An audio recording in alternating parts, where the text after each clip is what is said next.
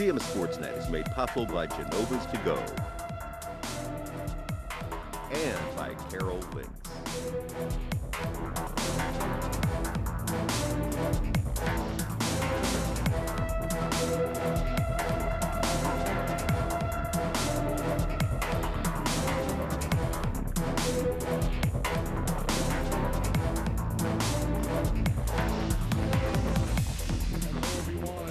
Welcome to the CMSportsNet football game of the week. It's week 4.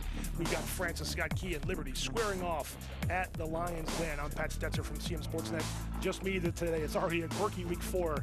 Weather has definitely affected the schedule in the Carroll County Athletic League. All 4 of the football games for tonight got affected one way or the other.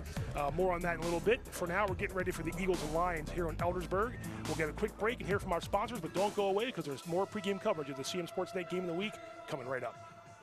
Hungry? Genova's To Go. Pizza, pasta, subs, and more. Fresh hot pizza right from the oven. Genova's To Go. A mouth-watering cheesesteak just off the grill. Genova's To Go. Fresh baked bread and plump wings seconds from the fryer. Genova's To Go. Genova's To Go carry-out, delivery, mobile device, and online ordering is available at all locations. Westminster, Hampstead, Manchester, and our newest dining room in Eldersburg. For lunch, dinner, or any time in between. Genova's To Go. There's a lot about Sarah and Tara that's exactly alike. They drink the same coffee, they have the same great job, and they both have a high-quality education. The only difference? Sarah spent her first 2 years at Carroll Community College, getting the same exceptional education, but at less than half the cost. So while Tara uses her paycheck to make student loan payments, Sarah can use hers for other things, like going out for coffee. Get started at carrollcc.edu.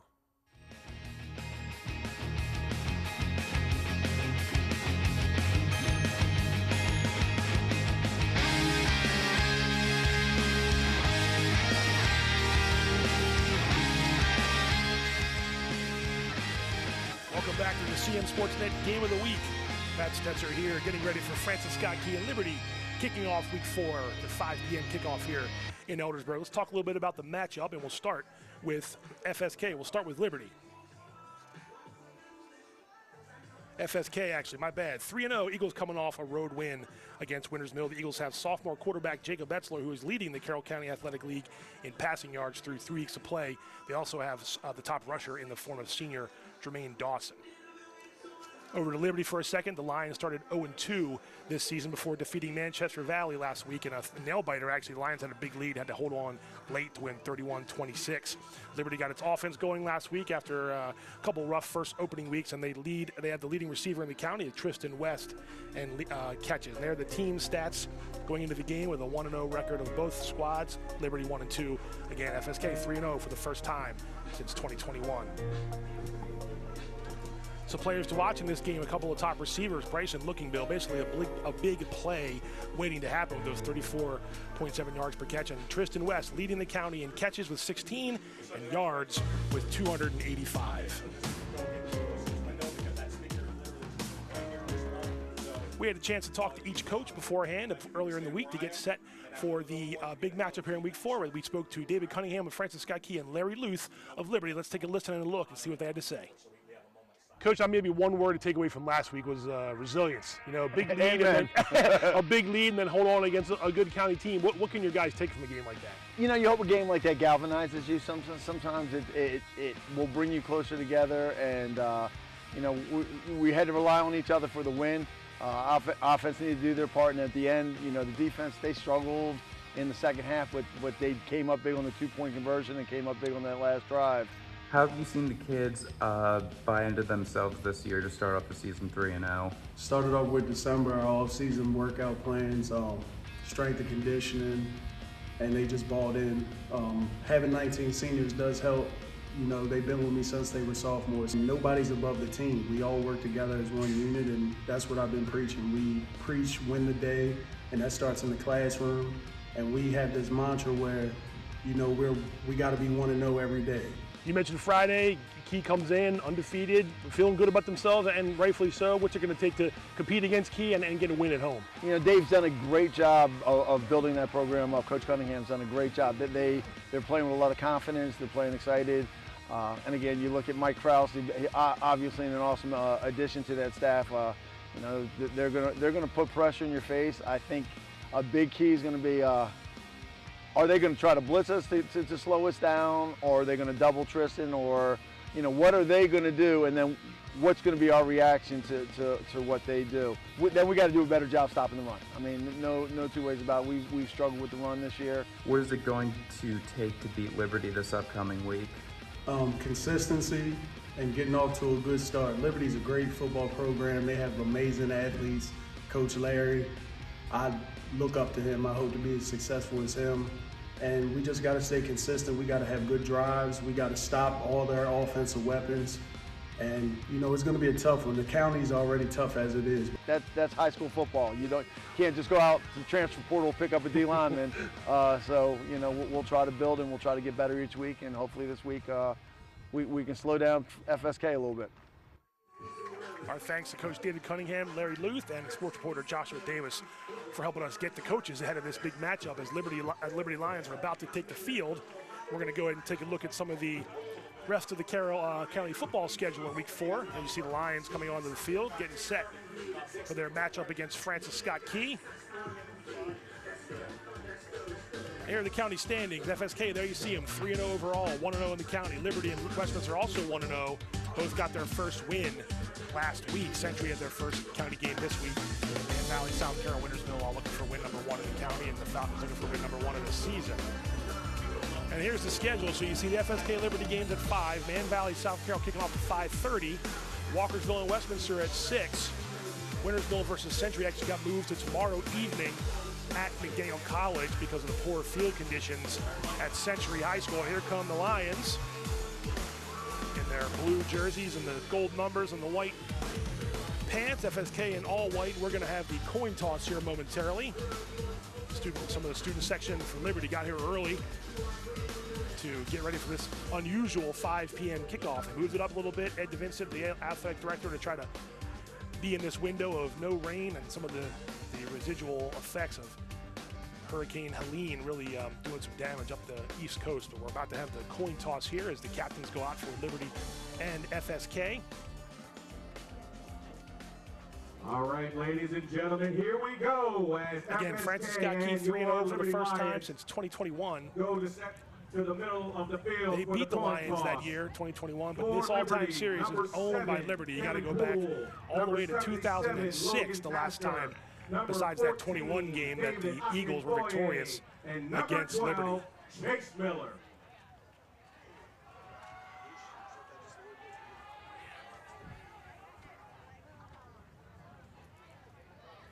Here you see the coin toss about to happen.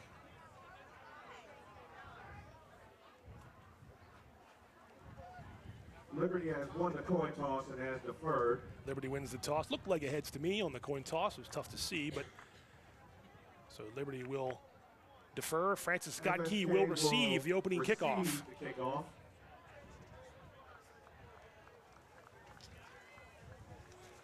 And for FSK, number 77, Sam Andrews. Number 4, Bryson Lookingbill. Number 3, Lions getting ready to have the opening kick. And we're going to have the Craig Hartsock. National anthem here momentarily. For FSK.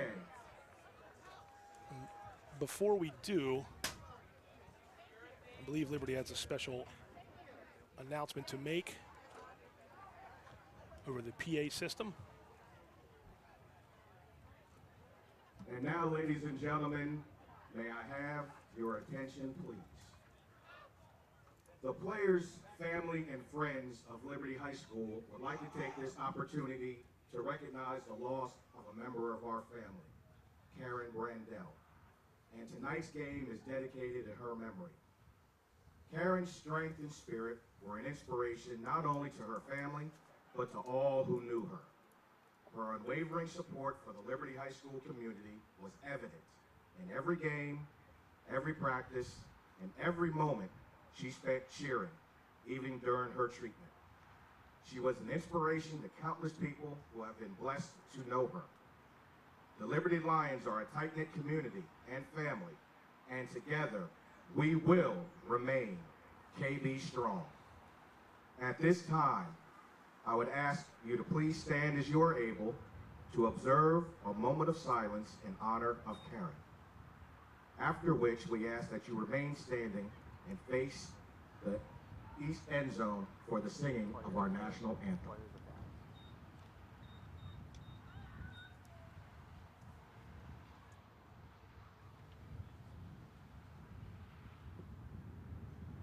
Thank you. And now, Liberty's own Jude Stebner will sing the national anthem.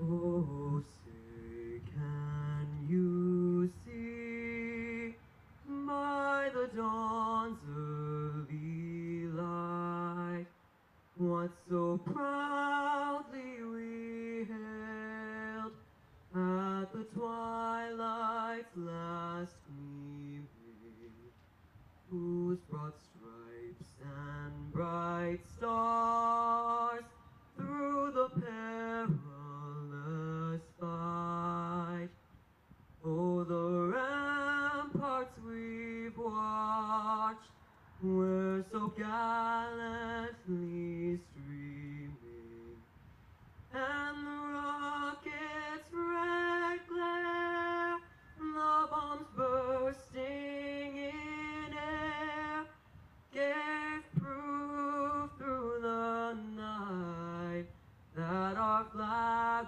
was still there.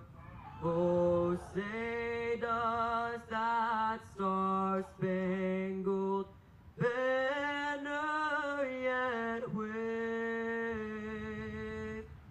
Oh, the land of the free and the home of the brave.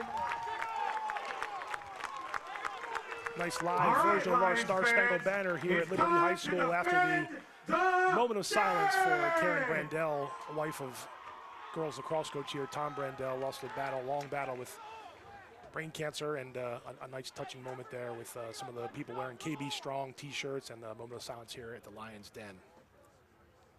So we are about to get set for kickoff here just a few minutes after 5 p.m. here at the Lions Den. Liberty High School, Francis Scott Key trying to get its second straight road victory in Carroll County Athletic League play. Meanwhile, the Lions looking for win number 2 on the season, and second at home as well.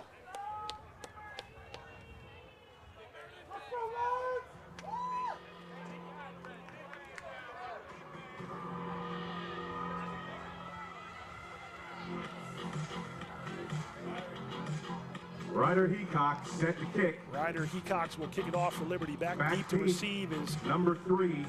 3, Jermaine Dawson, and 4, Bryson Lookingbill. 2 of the big playmakers this year for FSK.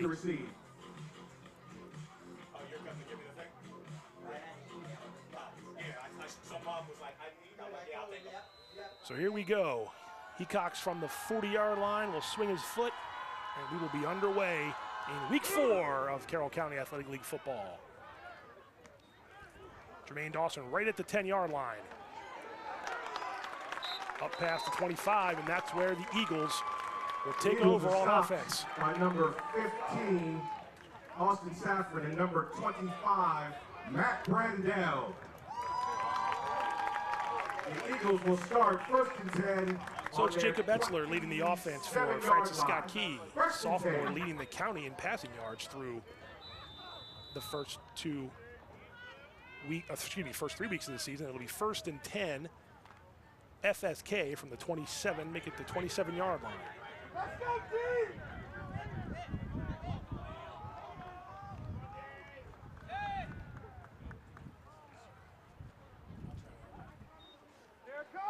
And the first play is a handoff up the middle to Jermaine Dawson. He gets out past the 35-yard line. That's going to be first down yardage. Number 3, gain of 13 for Dawson. Tackled by number 2, Charlie Frothingham. And a nice start now for the Eagles, by the Eagles up to the 40-yard line. 1st and 10 on motion there with Lookingbill. That's what they like to do. Put their playmakers in motion, and it's a run-first offense here. But they've thrown, again, Etzler's thrown for over 500 yards through the first 3 games of the season. There's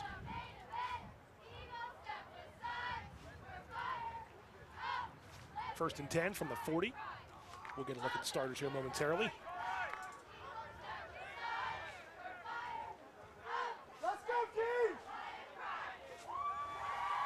Etzler in the shotgun. Another handoff to Dawson. Trying to strip it away are the Lions, but no good. Well, again is run by number 3, Jermaine Dawson, and he's met by the Lions' pride. Pickup of about 3. Got about 3 yards. Starting offense for FSK. Etzler, Dawson, Raploga, Looking Bill, Smith, and Rhodes. So a 4-wide set.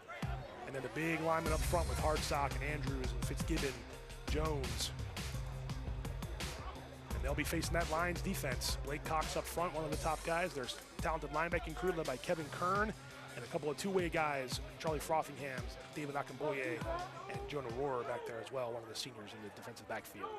2nd and 7 now.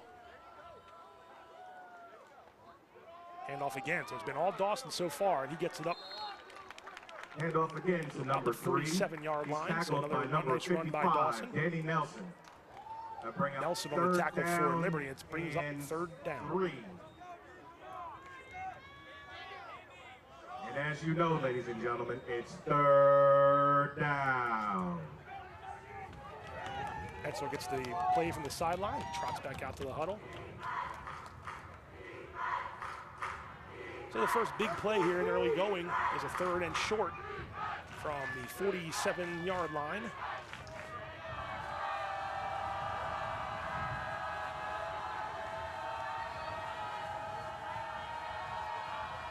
Man in motion is Raploga. Fakes that up the middle to Dawson. He's got enough for the 1st down. So the Jermaine Dawson show continues. And they are into FSK's territory on a 5-yard pickup. Ball is going to be spotted at their 48-yard line. It'll bring up 1st and 10. There you see Jacob.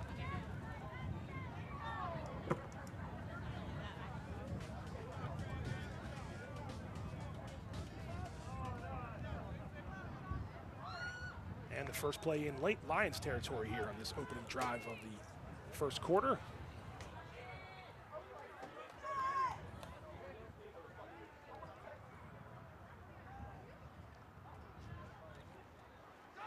Handoff this time on a jet sweep. This is number 5 with the ball. This is Dylan Belton.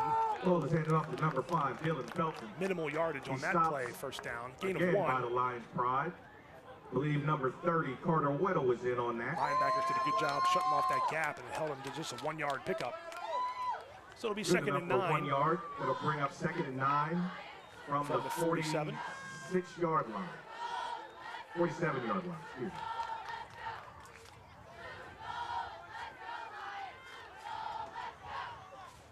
Greg Hardsock, number 52, comes up as center on the line. One of the young men we spoke to in FSK season preview video we did earlier this year. Etzler's first pass, complete. Mitchell Smith, he's driven backward, and one comes off by Liberty. Pass is complete to number 11, Mitchell Smith. He's stopped by number 0, Tristan West, who loses his helmet in the process. That was number 8, Stephen Puckett, on the tackle. Oh, I'm sorry, number 8, Stephen Puckett. Still got the ball down to the it's going to bring up 43-yard line. Down. So a gain of 4. Another big 3rd down coming up. Nice job by Puckett to get up on that play after Mitchell Smith made the catch.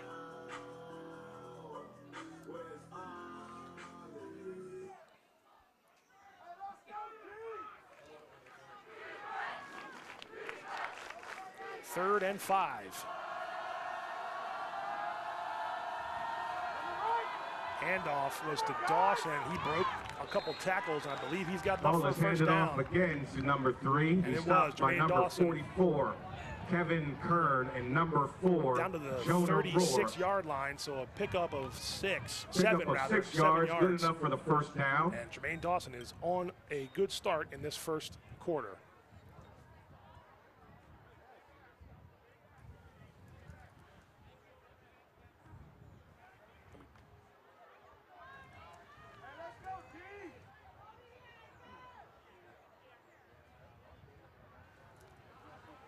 First and 10 now. Hand off again to Dawson. Oh, ball's on the ground. And Dawson fumbles and is picked up by Charlie Frothingham of Liberty in the first turnover of the game. And it's a big one. Eagles were moving the ball well there. And you'll see the replay here.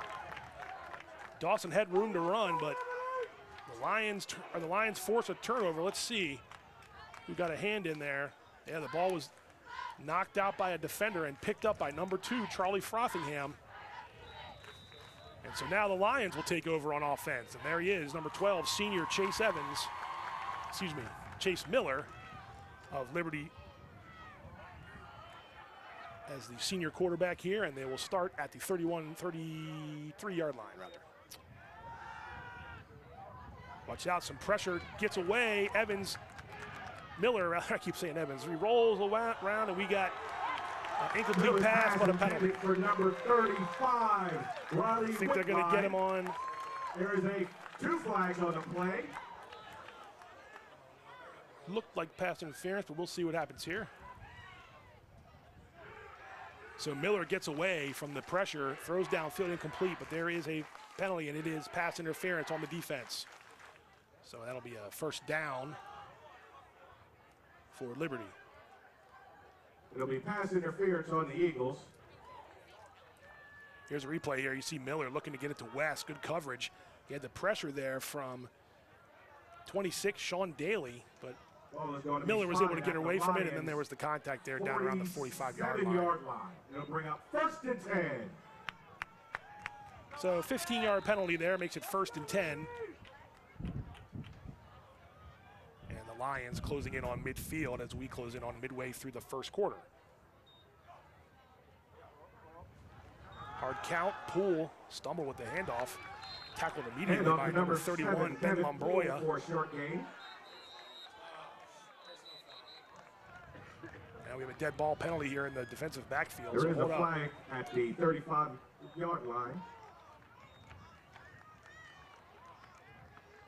So Poole got a carry of about, well, actually he didn't really get much more than back to the line of scrimmage, so we'll see what happens here.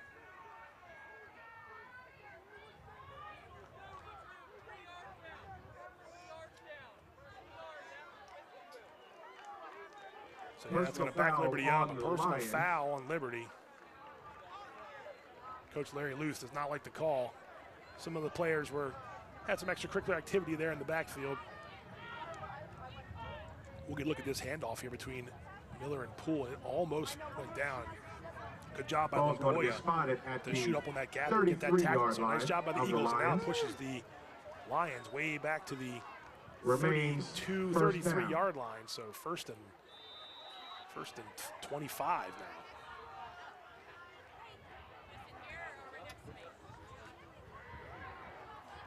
There you see Chase. Fakes a handoff to, he's going up top. He's trying to get it to West. Overthrew. West didn't get behind the double coverage there, but incomplete. Tristan West is incomplete. They'll bring up 2nd down. So the first pass attempt there is incomplete. It'll be 2nd and long.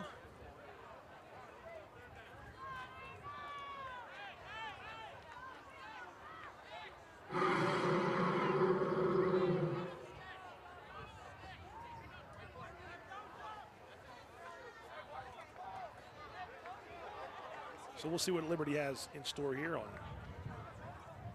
2nd and 25. Miller looking over the defense of FSK in the shotgun. And he drops back to pass. And he unloads down the sideline. He's trying to get it to West. Incomplete. Miller's pass intended for Tristan West is incomplete. Bring up 4th and 25. I'm sorry. Well, let's see what down it is.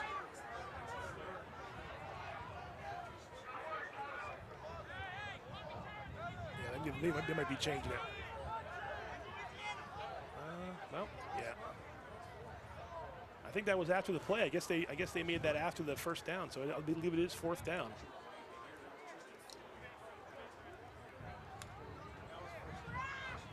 Well, they're in punt formation, so we're calling this 4th down.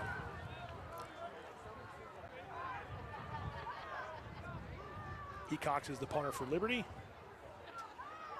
And he awaits the snap. Gets it off. Hecox slips, but it's a pretty good punt. Mitchell Smith picks it up. And he gets it up to the 45-yard line. Forced out of bounds. Hecox punt is returned by number 11, Mitchell Smith. By the Lions. He's pushed out of bounds at Matt Brandell. 45-yard line. Bring up 1st and 10. And so the Eagles' second drive starts in good field position.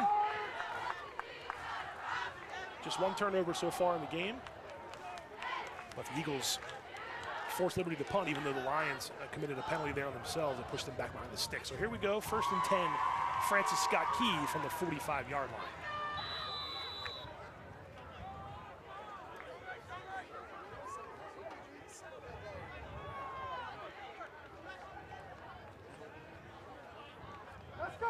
Here is Jacob Etzler. Handoff up the middle. Handoff up the middle. Number 19. Jack Leonardo with that handoff. Jack Leonardo. He's swallowed up by the Lions try for a short gain. Here on offense. Bring up 2nd and 8. Gain of 2. 2nd and 8.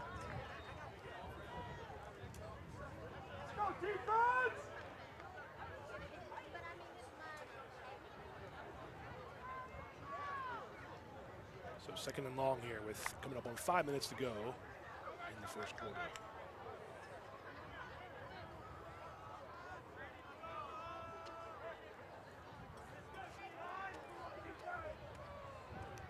Shotgun formation for Etzler, throws it out to Belton, and he makes some yardage. Brought down along the key sideline, but very close to a 1st down.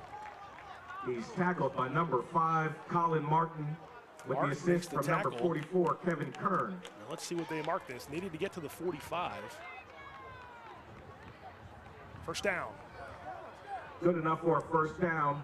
Ball is going to be at the Liberty 45-yard line. Just enough for that 1st down. With 4 minutes and 25 seconds left in the quarter. 8-yard pickup. Makes the 1st down for Francis Scott Key in Liberty territory once again. Is Leonardo. Nope, this time it's a little misdirection there, but the Lions stop it right at the line of scrimmage. Still pushing the pile, no whistle yet.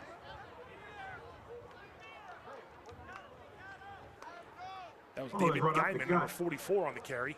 Stopped by number 70, Matthew O'Donnell. No yards on the carry, no gain. So 2nd and long. No gain. Good defensive play there by Liberty. Brings up 2nd and 10.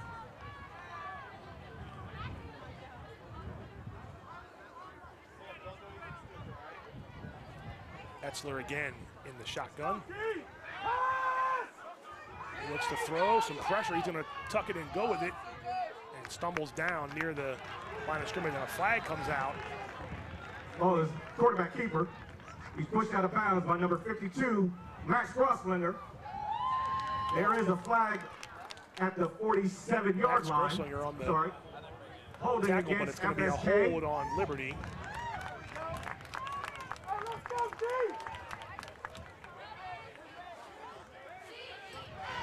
Liberty, Larry Luth from Liberty will push him back here, so no yards on the carry. And that'll push things back, so a couple of self-inflicted wounds here so far on either side. Ball is going to be putting an end to some of these drives early on. On the Eagles side of the 50 at the 45-yard line. So it'll be 2nd and about 20.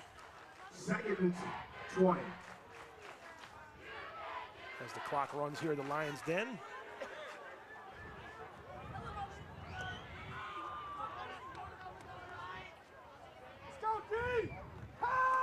Etzler will throw it, and incomplete, trying to get it to Mitchell Smith. Pass intended for number 11, Mitchell Smith, incomplete.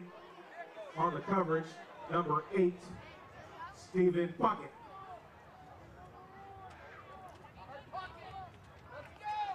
So a 3rd and long now, and the Lions have the chance to pin Key back here. Go after the quarterback a little bit.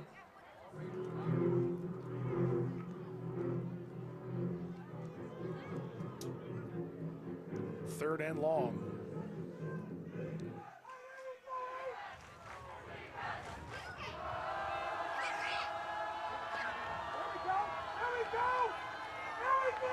And down he goes, and that time it was Tristan West, number 0, with the pressure. On the quarterback sack. Etzler fell forward, but It is 4th down. West with the tackle, and it's going to be a 4th and long, and Back FSK kick will for punt. So Liberty nice job by Lions. West to shed the Number block 4, Jonah Roar. and take Etzler And down. number 7, Kevin Poole.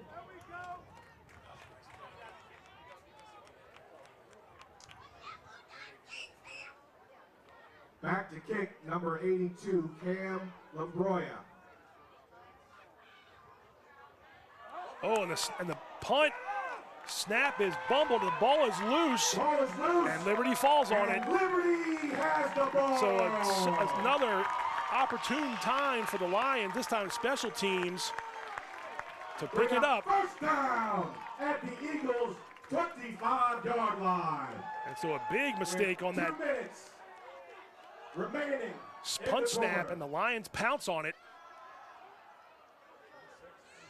And it will be first down for Liberty.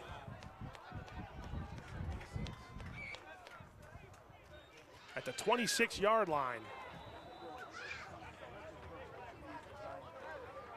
So by far the best field position for either side here, and it comes after a mishandled snap on the punt. And the Lions jump on it as the ball was bouncing around a little bit on the turf.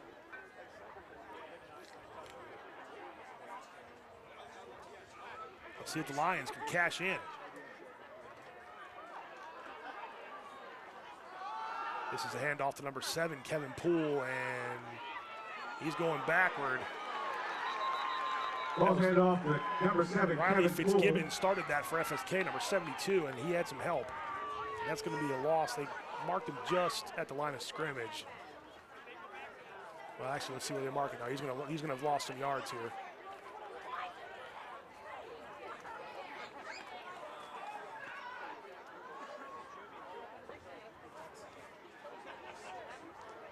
With a loss on the play, bring up 2nd down from the 38-yard line, 34-yard line.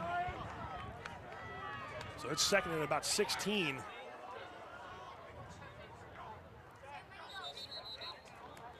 And we got another penalty. So both False these start offenses sort of get stuck when they get on the inside the Lions. 40 and 30-yard line so far. Now the defense has a lot to do with that, but a couple of penalties on each other that coaches are going to definitely want to clean up. So this will be about a 2nd and call it 25 now almost. All the way back to the 38-yard line. Ball is back at the 38-yard line, brings up 2nd and long. They got to get that inside, and they got to get close to the 15 for a first down. So a long way to go here, but they've got the players that can get down there and make plays. And this is West over the middle, and it's thrown a little bit behind him. Miller's pass intended for number 0, Tristan West, is incomplete. So Miller's 0 for 3 to start Bring this up game. 3rd down. Making 0 for 4 for the senior quarterback, and now it's a 3rd and a long way to go.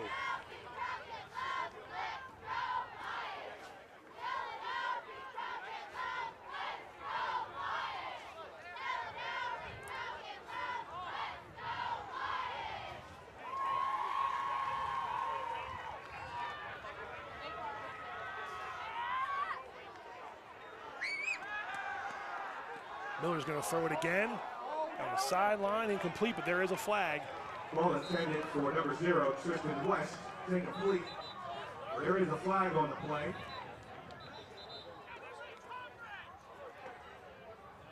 Let's see what we got. But there could have been some contact down around the 30-yard line. That's where the flag dropped at the 29.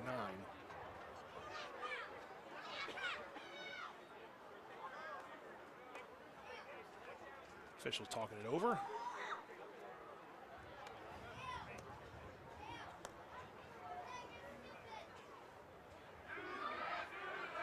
It's going to be a holding call on Francis Scott Key. Holding on the Eagles.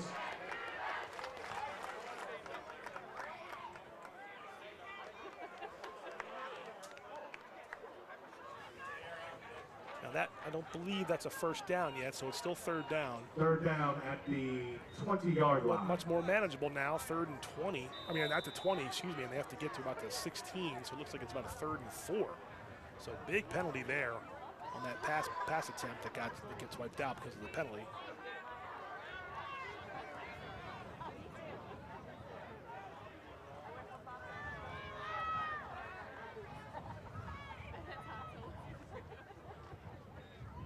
Miller comes this way in a rollout.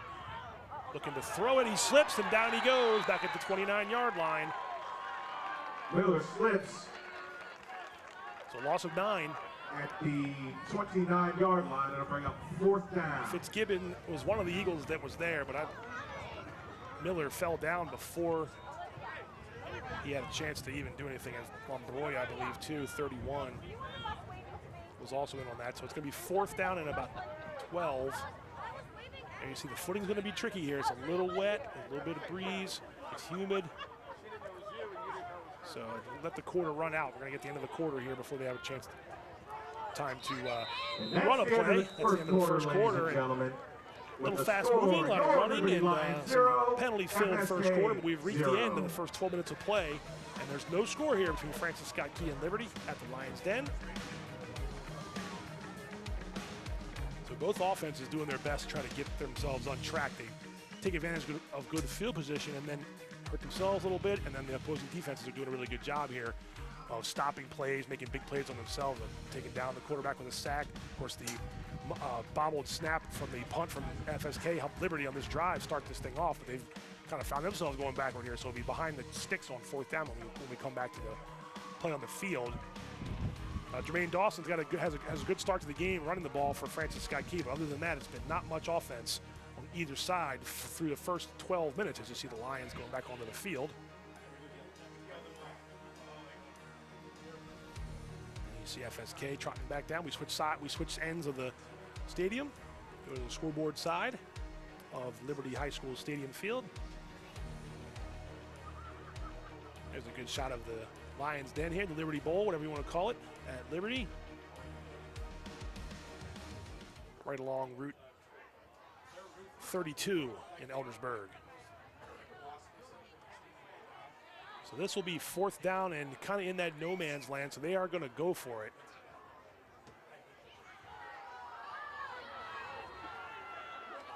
Miller is in the shotgun.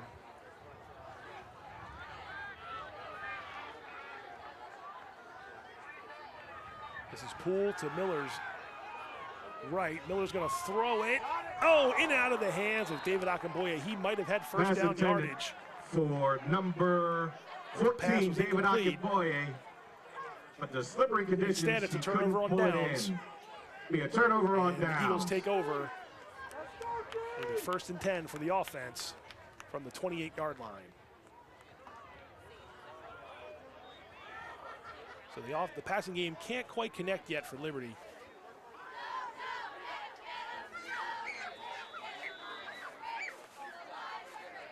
See a replay there.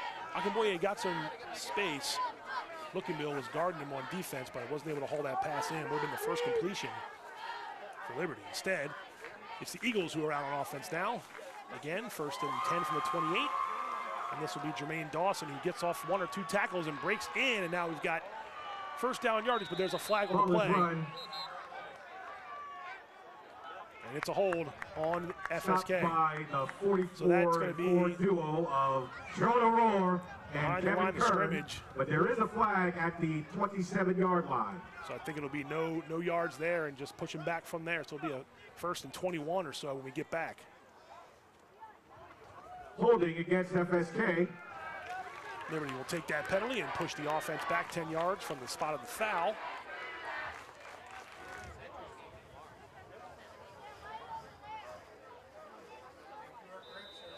Ball is going to be spotted at the 18-yard line of the Eagles. So it'll be a 1st and 20. Way back inside the 20, about that, back to the 18-yard line. So offense is getting in their own way here on both sides through the first quarter plus.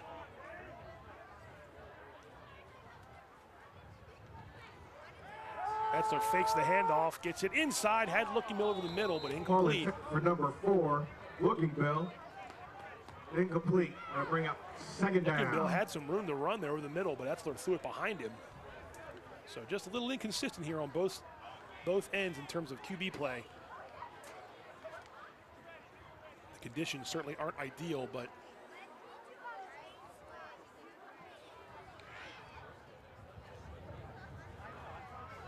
both teams have to kind of figure this out as Helene does her best to make things a little bit dicey here along the East Coast this weekend. Second and long. Etzler drops back. He's got pressure coming from the far side. Gets away, slides down. Quarterback keeper.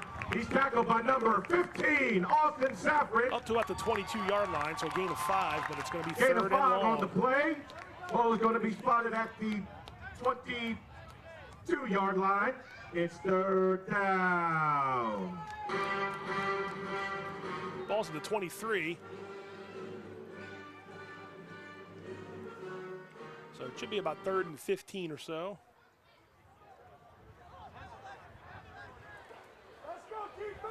And another big play for Liberty's defense. If they hold them here, they stand to have pretty good field position if the Eagles elect to punt, which I assume they would. But we got to get there first. 3rd and long. Etzler is in the shotgun again. He has Jermaine Dawson to his left. Dawson stays in the block. Etzler gets the pass off, incomplete. Big pressure there at the end by Big 77. Brings up 4th down. Logan Tasker on the pressure there. Logan Tasker with the pressure. And that's 3 straight completions Thank for you, Etzler. defense. And FSK will punt.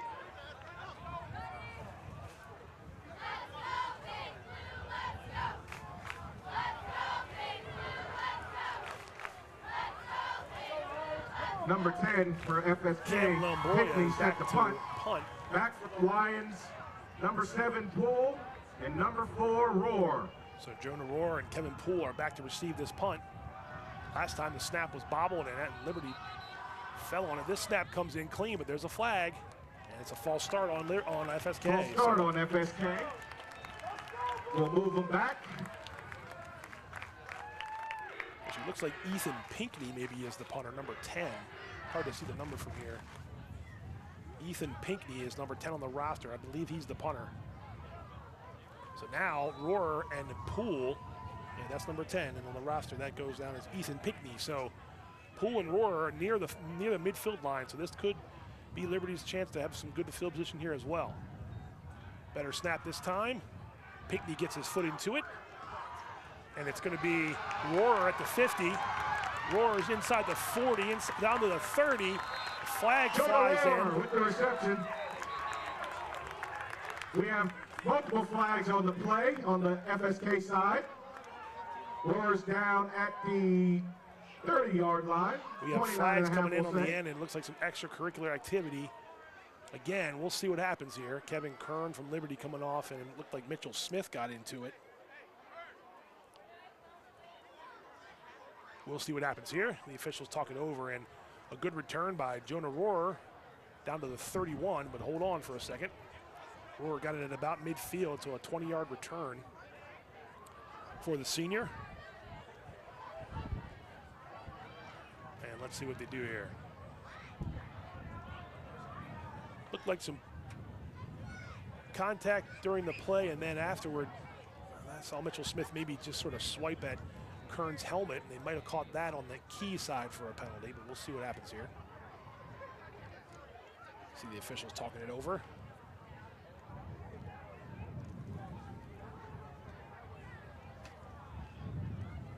So here we go. We'll sort things out here on the flag. Flags, multiple flags.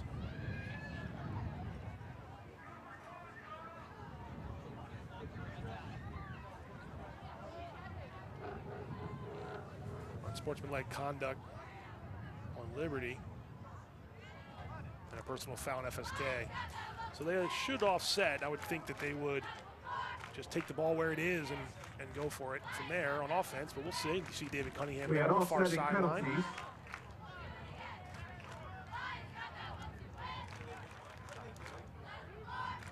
they should have just offset. They were after the punt, so it should have just offset. Liberty will have the ball first and 10. Bring up first down at from the 31-yard line.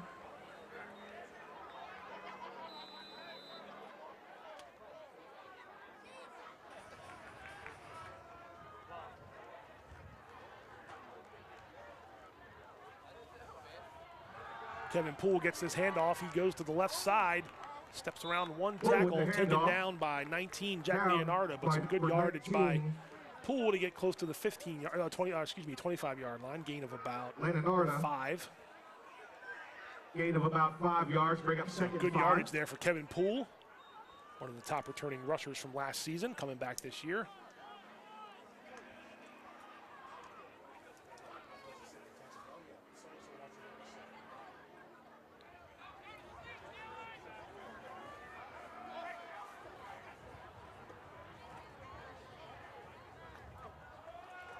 Chase Miller in the shotgun.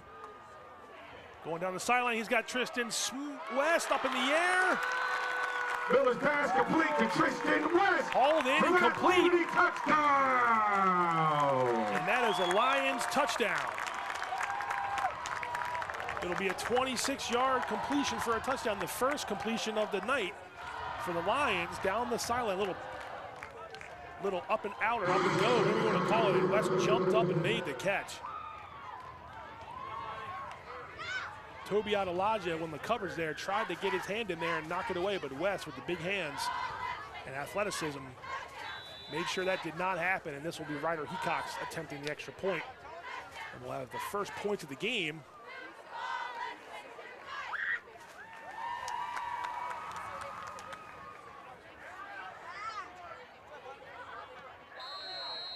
Hecox's extra point is good. Moore with the hold, and Ryder Hecox with the kick.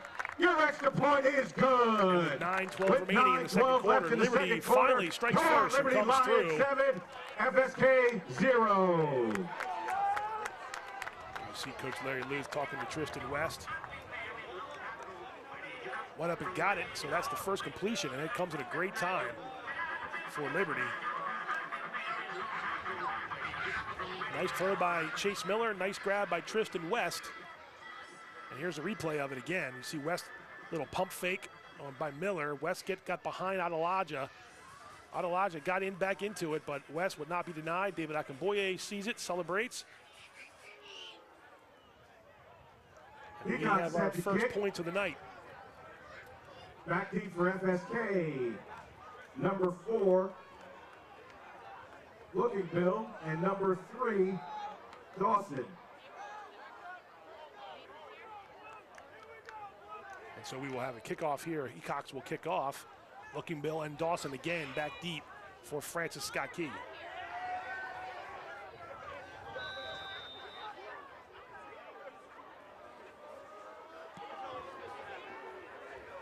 And this will be Looking Bill gets his first time from inside the 10. Trying to get a block from Dawson, got it away from one, but not the next one, and Liberty swarms him under. Dawson with the run, his first touch of the day. Out around the 20-yard line. Actually, brings it to the 20-yard line. He's tackled by the Lions pride. So at the 22, we'll start.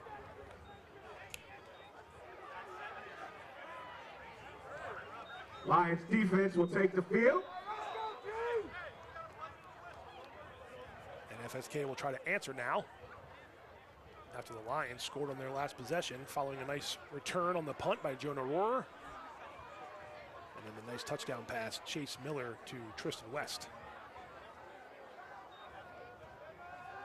This will be a handoff to Jermaine Dawson, and that's good yardage again. So back to what they did on that first drive. He stopped by number 30. Up to the 29-yard line, a gain of about 7. Now we'll call it gain of 6. Gain of 6 on the play, bring up 2nd and 4.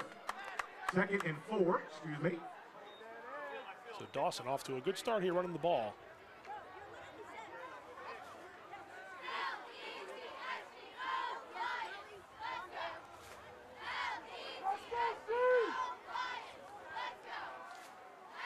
Second and about 4. And this is Dawson again. He has his first down. Dawson again with the run up the gut. He's tripped up by number 4, Jonah Rohrer. Good enough for the first down. Ball is Up going to to the be spotted at 36-yard the line. FSK 41-yard line. First and 10 from the 36.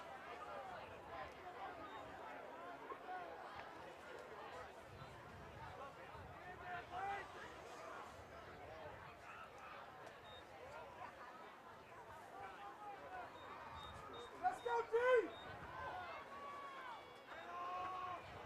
This is a jet sweep for Looking Bill, and Bryson Looking Bill gets around the right side, and he's up to the 42-yard line. Let's see where they mark it. 43, so that's a gain of 7, I believe. 6 or 7 on first down, so a couple nice runs here.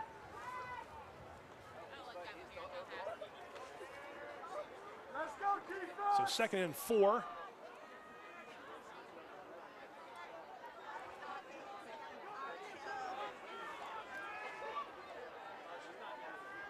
Here it comes, Steven! Here's a toss to Dawson, gets around Kern. Nice job by Jermaine Dawson. Dawson with the run. He's stopped by number 55, Danny Nelson.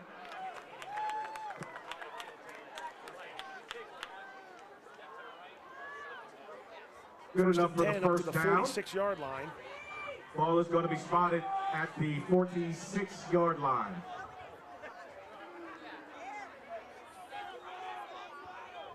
So good job with the running the ball here. Is that Francis Scott Key with Looking Bill and Dawson carrying the load. You see Dawson already pretty dirty in those all whites they wore on the road here in the mud and the rain and the wind, but that's the mark of a good start to a game. There's a pass out in the flat, completed to number 2, Chase Rapogle. Eckler's pass complete to number 2, Chase. He stopped by number 55, Danny Nelson. Down to the 48-yard line of Liberty, so into Liberty Bring territory. up second down and 4. Ball is on the Lions side of the 50-yard line.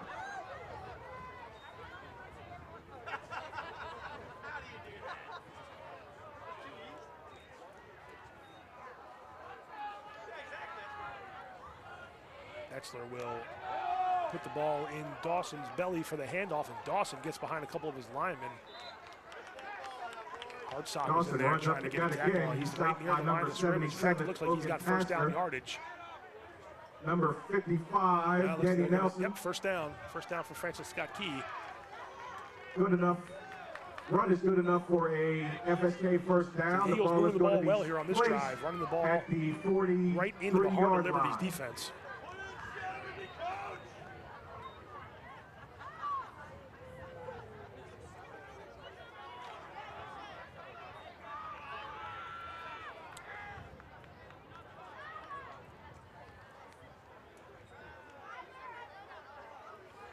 Let's go, defense! This is a handoff here. Damian Blizzard Ball is run by number brought 7. down right at the 40-yard line. Damian Blizzard. Liberty makes the tackle there right at the 40, so a gain of about 3. Gain of about 3 yards.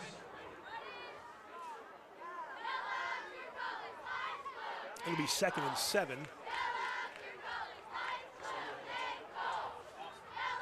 Tackled by number 15, Austin Safran. Austin Safran, 15 on the tackle, in on the tackle there for Liberty. So second and 7 from the 40-yard line. Etzler is in the shotgun. Safran coming in on a blitz. Picked up by Blizzard. Etzler over the middle, incomplete. Austin Safran with the pressure. So Safran pressured. It did get picked up pretty well by Blizzard, but the pass was incomplete.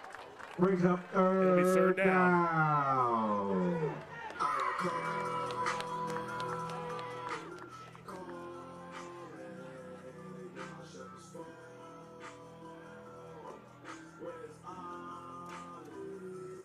Third and 7 from the 40.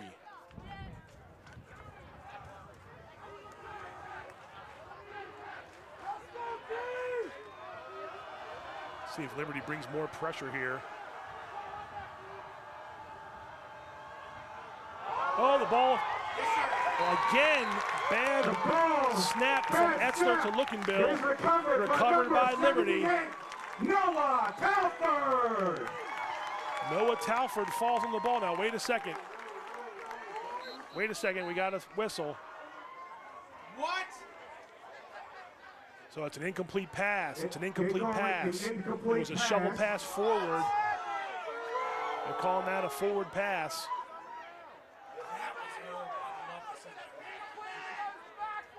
Hard to tell. The Here's ball the is at replay. the 45-yard line of the Lions. That's a tough one. Actually, it's getting moved back. I've To seen the that usually be 40-yard called a line. run, but they called it an incomplete pass.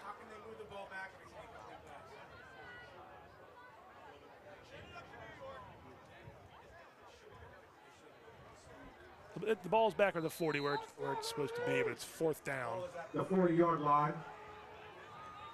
FSK offense is still in it. And the offense is on the field for Francis Scott Key, so they'll go for it with 4:05 to go. It's a handoff to Dawson. Ball is handed off and he stopped. I'm not sure about that play call on 4th and 7. Saffron. Anyway, either way, it's a turnover on downs. I wonder if FSK knew what down it was. That was a weird play call on 4th and long, but they did give it to Dawson, and Liberty was on it. Turnover on downs. They're going to put it at the 42, so there's a loss of 2 yards. Loss of 2 yards on the play. Liberty will take over at the 42-yard line. Bring up 1st and 10. Nice job there by 15, Austin Saffron.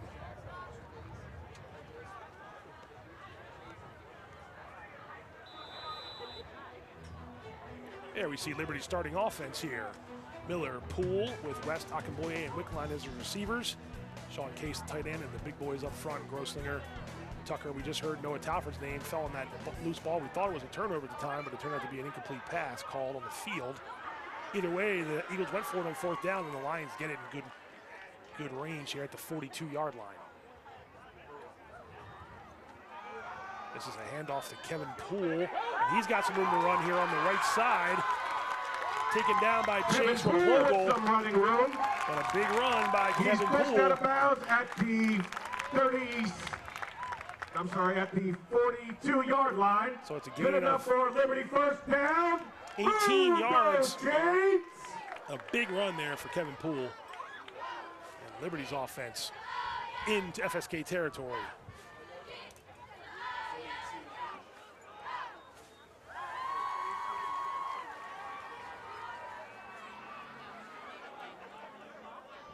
A 16-yard gain, rather, on that last play. My mistake.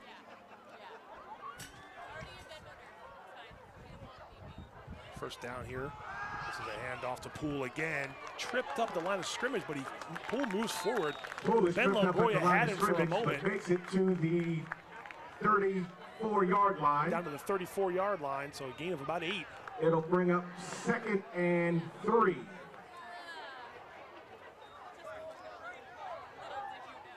Nice running here by Kevin Poole so far on this drive. 16 on the one play and about eight more on this play. So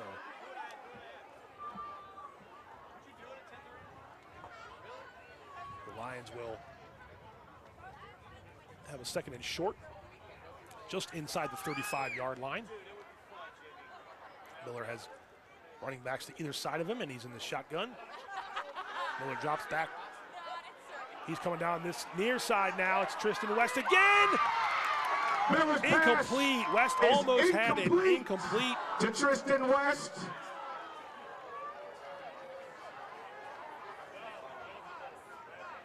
West almost pulled it in. Good job that time by Adelaja. They are attacking the sidelines here on these last couple drives. There you see. West got his hands on it, just couldn't quite corral it, and Adelaja was there to sort of help They'll knock bring it up away. 3rd down and short with 2:51 left in the half. 3rd and short now, as a little bit of rain begins to pick up here. All things considered, the conditions pretty good here at Liberty. A lot of rain the last couple days, and Ed DeVincent, the athletic director, made the decision to move the game up to 5 o'clock and got everything ready to go. Here's Poole. He jumps around the edge. He's got first down yardage and more.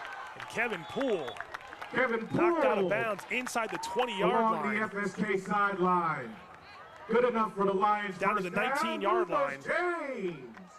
First and 10 from the 19. Tackled out of bounds by number 5, Dylan Belton.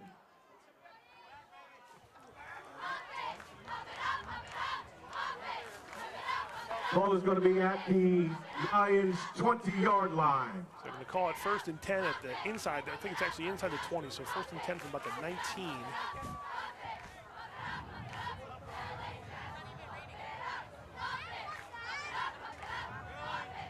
Get ready for 2 minutes to go in the opening half. Second quarter action here at the game of the week. This is a handoff to Kevin Poole up the middle, and he stumbles his way into the end zone for a touchdown. 19-yard touchdown run for Kevin Poole. To the end zone, good enough for a Liberty touchdown. Nice job by Poole to stay on his feet. And you see the celebration there on the sideline as Poole comes off.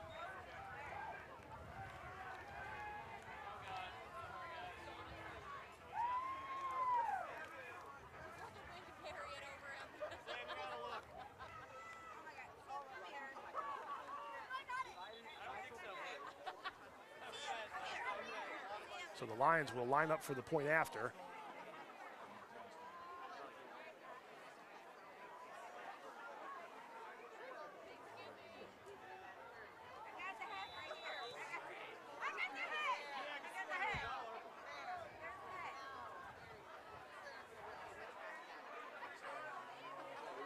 So the extra point will be Ryder Cox again, and that one is good. Heacock with the kick. It's good. And so with 1:58 to go, 1:58 left in the half. Your Liberty Lions 14. The Lions extend their lead. It's now 14-0 Liberty after the Poole run for 19 yards goes for a touchdown.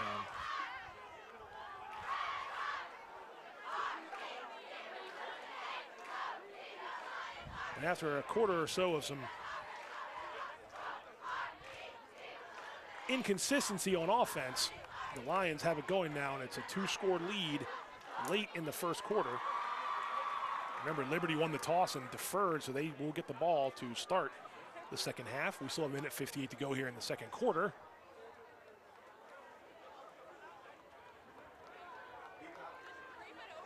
Heacock has the Lions set.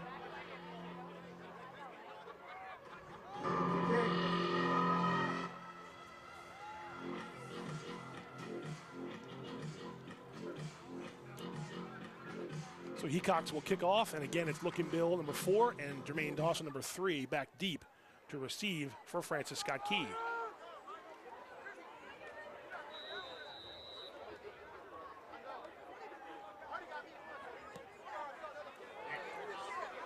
Heacox with a nice kick. This is Dawson from about the 10-yard line. Jermaine Dawson can't get around the edge. Gets it up Dawson past the receives 20-yard the punt. line. He's tackled by number 5, Colin Martin. So a good return up to the 25-yard line. At the 25-yard line. About a 15-yard return for senior Jermaine Dawson, number 3. Huge rushing day last week for the senior running back. Actually listed as a receiver on the roster, but he does a lot of their running. If memory serves, 190 yards and a pair of touchdowns last week, or at least one touchdown against Winters Mill as FSK won that game 19-6. So here are the Eagles now. And Etzler will throw it in and out of the hands of number 5. Pass incomplete. Intended for number 5, Belton. Slips through his hands. It'll bring up second down. So it'll be 2nd and 10.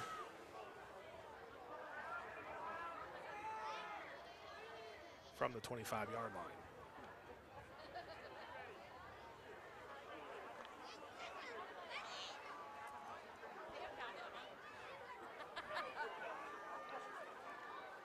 Etzler looks over the defense, and FSK's offense gets set for the second down play. Over the middle, incomplete. Oh, almost caught on the tip. They're trying to get it to almost caught Brady by number Haddock. 12. Haddock and number 5, Belton. Belton had a chance to slips pick that through off, Belton's almost like fingers, an immaculate it'll bring up reception kind of a 3rd deal and there, 10. but it goes down as an incomplete pass. Yeah, Belton got behind everybody. It would have been down there with the catch, but you see he was upset with himself about not picking that off. It wasn't even intended for him, yet he still had the wherewithal to sort of watch the ball come into him and almost circus grab. But it is incomplete, and it's 3rd and 10 now from the 25-yard line. So with 1:41 to go, a stop here, and Liberty would have a chance to get it back and have some time to do some damage here late in the half. We'll see what happens here, though. 3rd and 10 with 1:41 left.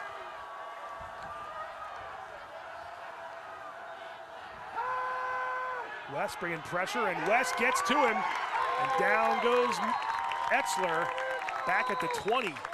Number 0, Tristan West with the pressure and the sack. And there's big Tristan West. Gets congratulations from the teammate. He's been doing it all tonight. The touchdown catch and a couple QB pressures. This one's going to be a sack. Line. Timeout on the field. And Liberty coach Larry Luth calls a timeout. So a wise timeout with 1.5 minutes to go.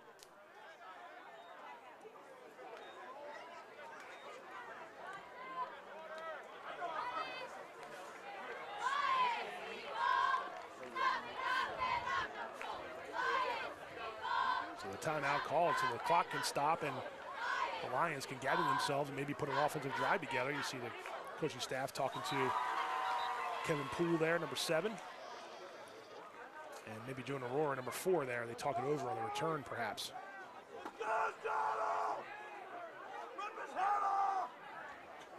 Eagles set the punt back for Liberty. Number 7, Kevin Poole, and number 4, Jonah Rohrer.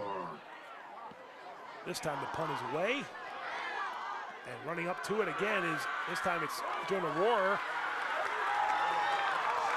Flag flies as Rohrer goes down inside the 20. I think they might get a block in the back. We'll see. At the 15-yard line, but there is a flag, 2 flags, 3 flags. Midfield, 40-yard line, and 30. So you saw that pop up on our screen there moments line. ago. Lions coach Larry Luth comes into this game, I believe, with 77 all-time wins at Liberty. So one more would get to 78, and that would tie him for 3rd all-time on the Carroll County coaching win list. So the next win Liberty gets will be Larry's 78th.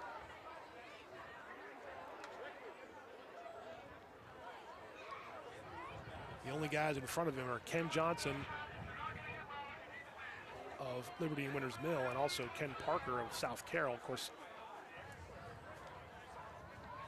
there's one more in the middle of that one as well. Those are the top 2, so Booth will be tied for 3rd with those 2 guys in front of him. There's the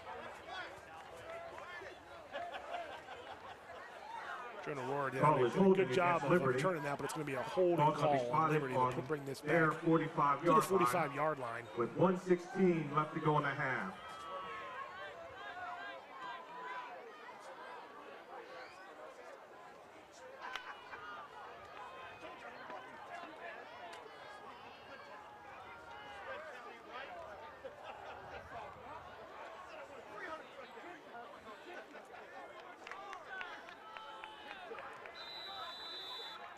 So here we go. Chase Miller and company back out on offense from the 45-yard line with 1:16 remaining in the first half.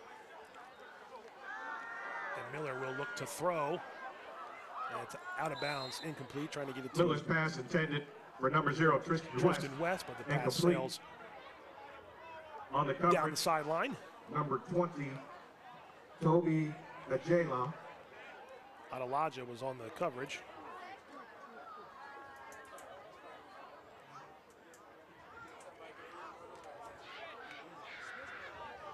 Second down and 10 from the 45.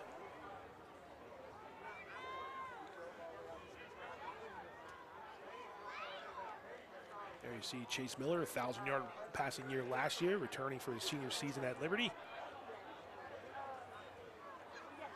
And he'll keep it and get it out past the line of scrimmage, but short yardage. Miller on the quarterback keeper. Short yardage on the play. It's a gain of 1. Gain of 1. Brings up third and 9. Long, and with 55 seconds left FSK on the running electing clock. to let this run. Remember, Liberty gets the ball to start the third quarter, so maybe playing it safe here near midfield after that, tried that shot to the sideline there on first down. 40 seconds and counting.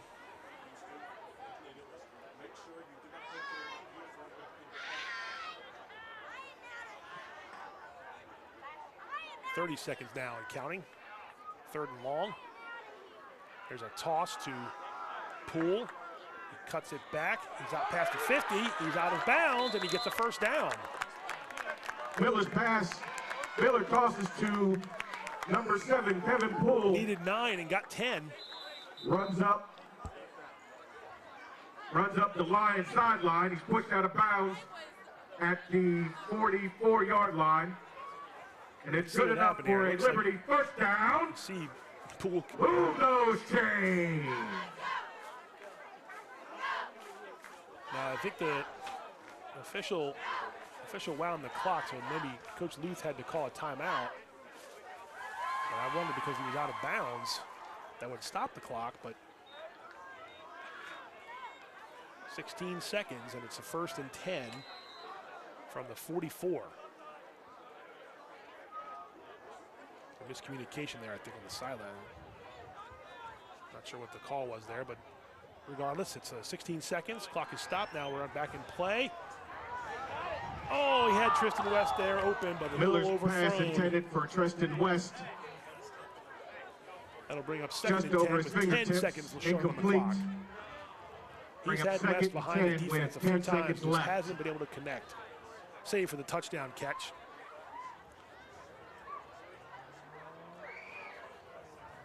Again, Adelaja on the coverage there, but that ball just a little overthrown, and West, not sure, maybe West might have pulled up slightly.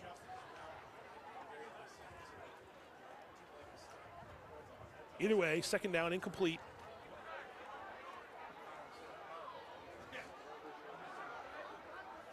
.10 seconds remaining in the half. Stay tuned, we'll have some highlights from the first half and talk about what we saw, see the team stats. This pass is caught. Akinboye trying to make some guys miss, actually just made it. Miller's pass complete to David Akinboye. And let's see, it might be 1 second. 1 second left on the clock they're asking for, I believe, and they called a timeout. Gain of 4 on the Akinboye got play. It'll bring up 3rd down. 4 yards. With Trying to make 1 something second happen. left. They are going to put a second back on the clock. And Larry Luth called the timeout.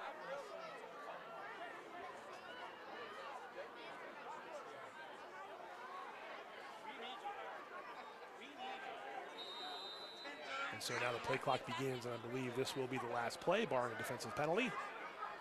Last play of the half. From the 41.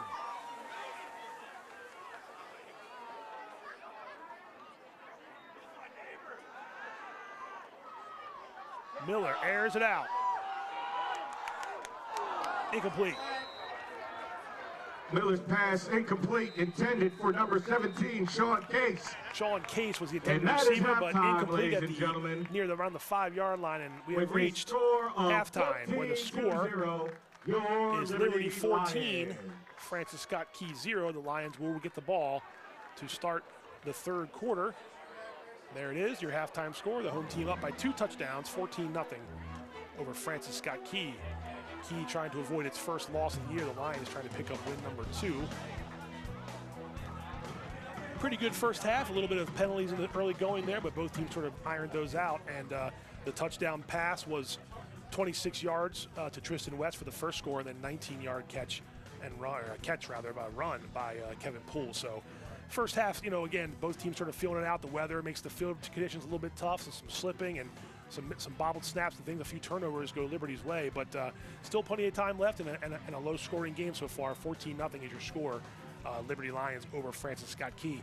We're going to take a quick break here from the sponsors again. When we come back, we'll talk more about what we saw in the first half, see some of the highlights, take a look at the team stats. Plenty more action coming on the Game of the Week. Don't go away. We'll be right back.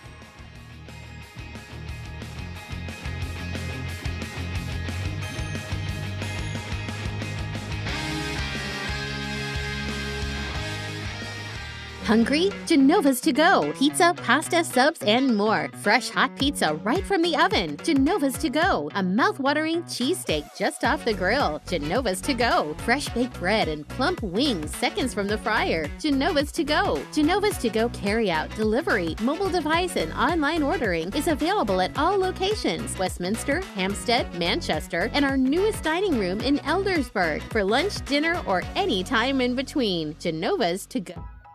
There's a lot about Sarah and Tara that's exactly alike. They drink the same coffee, they have the same great job, and they both have a high-quality education. The only difference?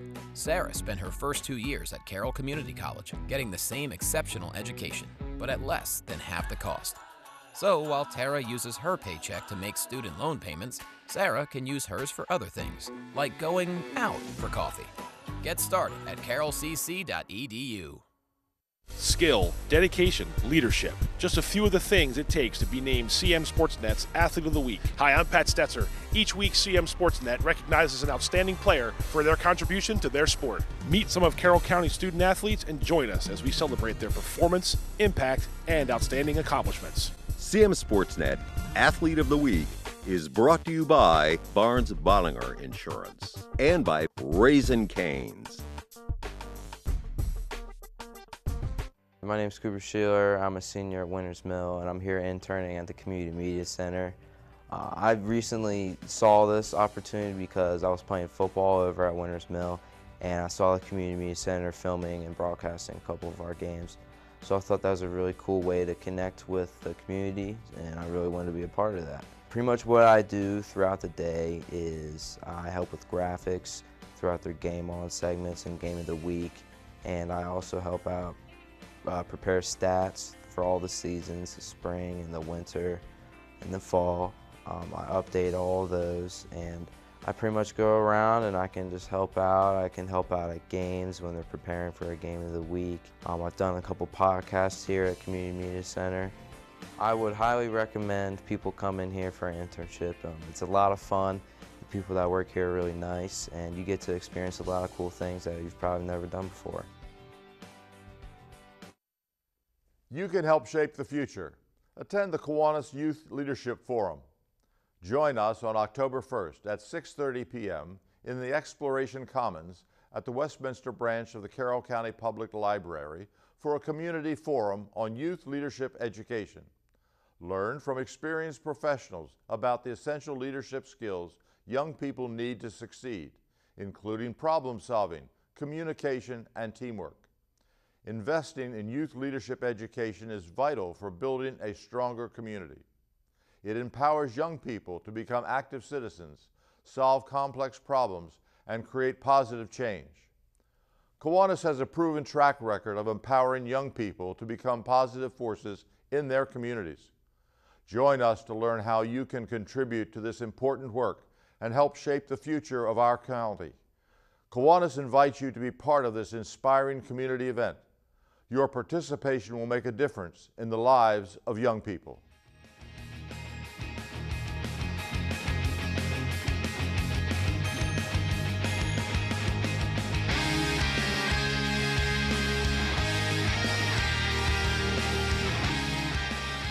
Welcome back. Halftime here at the Lions Den in Eldersburg, Liberty High School, where the Lions lead Francis Scott Key 14-0.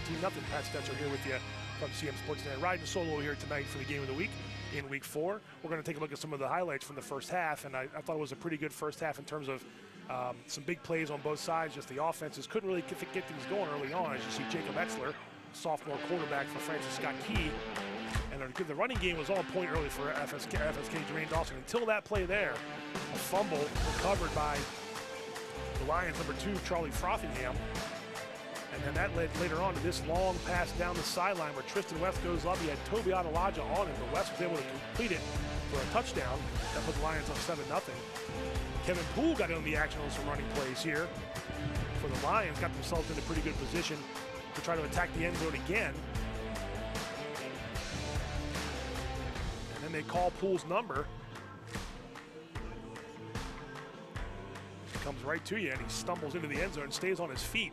That was good for a 19-yard touchdown run, made it 14-0 after the extra point.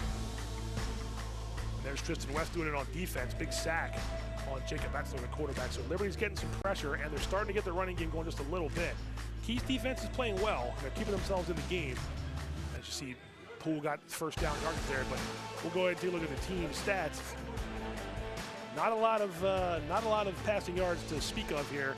Key doing a good job on the rushing yards there, 65 in the first half. The 2 turnovers, though, costly for Key as they were driving on both those possessions, and that led to turnovers, and Liberty capitalized on a couple of those. 6 first downs apiece. Our stat guy, Ron Compton, sitting here off camera to give me also the penalties. 5 for 55 for Francis Scott Key, just 3 for 30 for the Lions. So a couple mistakes. Some of those were self-inflicted wounds. You had some personal fouls in there as well, things of that nature. But they'll work on those and try to update those, or correct those in the second half, if you will. The team that makes the adjustments in the second half will be definitely in line to get a victory. Field's in pretty good shape still, too, as we have about 8 minutes or so before we resume and the players get back on the field to start the second half. We go and look at the stat leaders if we want to. The stat leaders entering week 3. Coaches submitted stats to CMSportsNet earlier in the week. And we're going to go look at the passing leaders first. And this was entering play here. So we have the top 2 passers in Jacob Betzler and Caleb Miller. And again, that was through Chase Miller through 3 weeks of play. Betzler already halfway to 1,000 yards, and Miller not too far behind him. Rushing leaders, and again, this game features the top rusher, Jermaine Dawson, who again adding at least 40 or 50 yards to that total right there as well. Kevin Poole not too far behind him. So a lot of guys, and of course, look, you see Jermaine Dawson having 9 yards a carry, and he has his 2 touchdowns. JT Ferguson had a huge game last week as well for Century. Receiving leaders, once again, we have the leader tonight. Tristan West had 16 catches for 285, so that goes up a little bit, and he adds another touchdown to his resume. Also, David Akaboye there for Liberty among the leaders in catches. And then some defensive leaders. You got some tacklers and sacks and tackles for loss. You got Gabe Lee of Westman's leading the way, but Charlie Frothingham at 31. He's got a fumble recovery now to add to the list. Kevin Kern in there too for Liberty. So, and then you got Replogo and Lookinbill. So a lot of the leaders through the first 3 weeks of the season are in this game tonight between FSK and Liberty.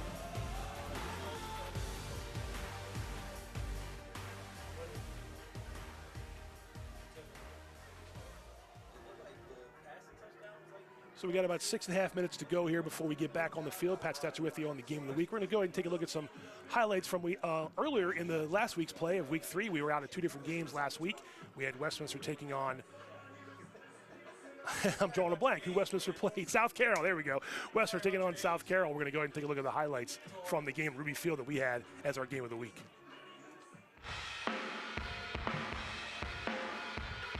Westminster hosted South Carroll on Friday, September 20th in a Week 3 football matchup, the first Carroll County contest of the season for these long-standing rivals. Midway through the first quarter, and the home team strikes first. Quarterback Rory O'Connor to Brady Troop for a 6-yard touchdown, and the PAT makes it 7-0 Owls.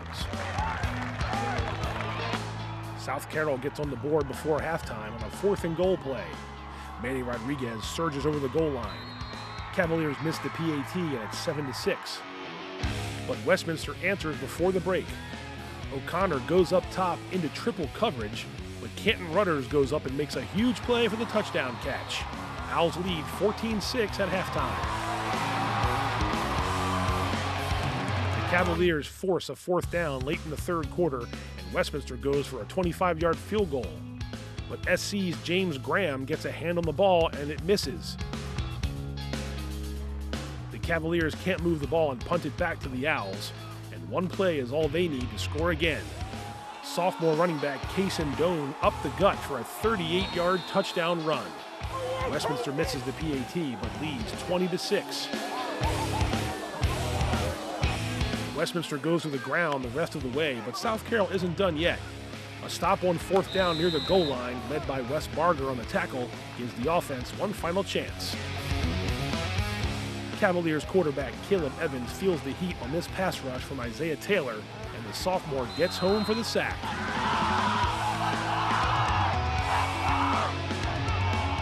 One last gasp for the Cavs, and Evans' pass gets picked off by Westminster's Hayden Turner to seal the deal. Final score is Westminster 20, South Carroll 6. Rory O'Connor throws for 2 touchdowns, and the Owls run for close to 150 yards in their first win of the season. Good defensive effort, good all-around win there for Westminster in last week's game of the week.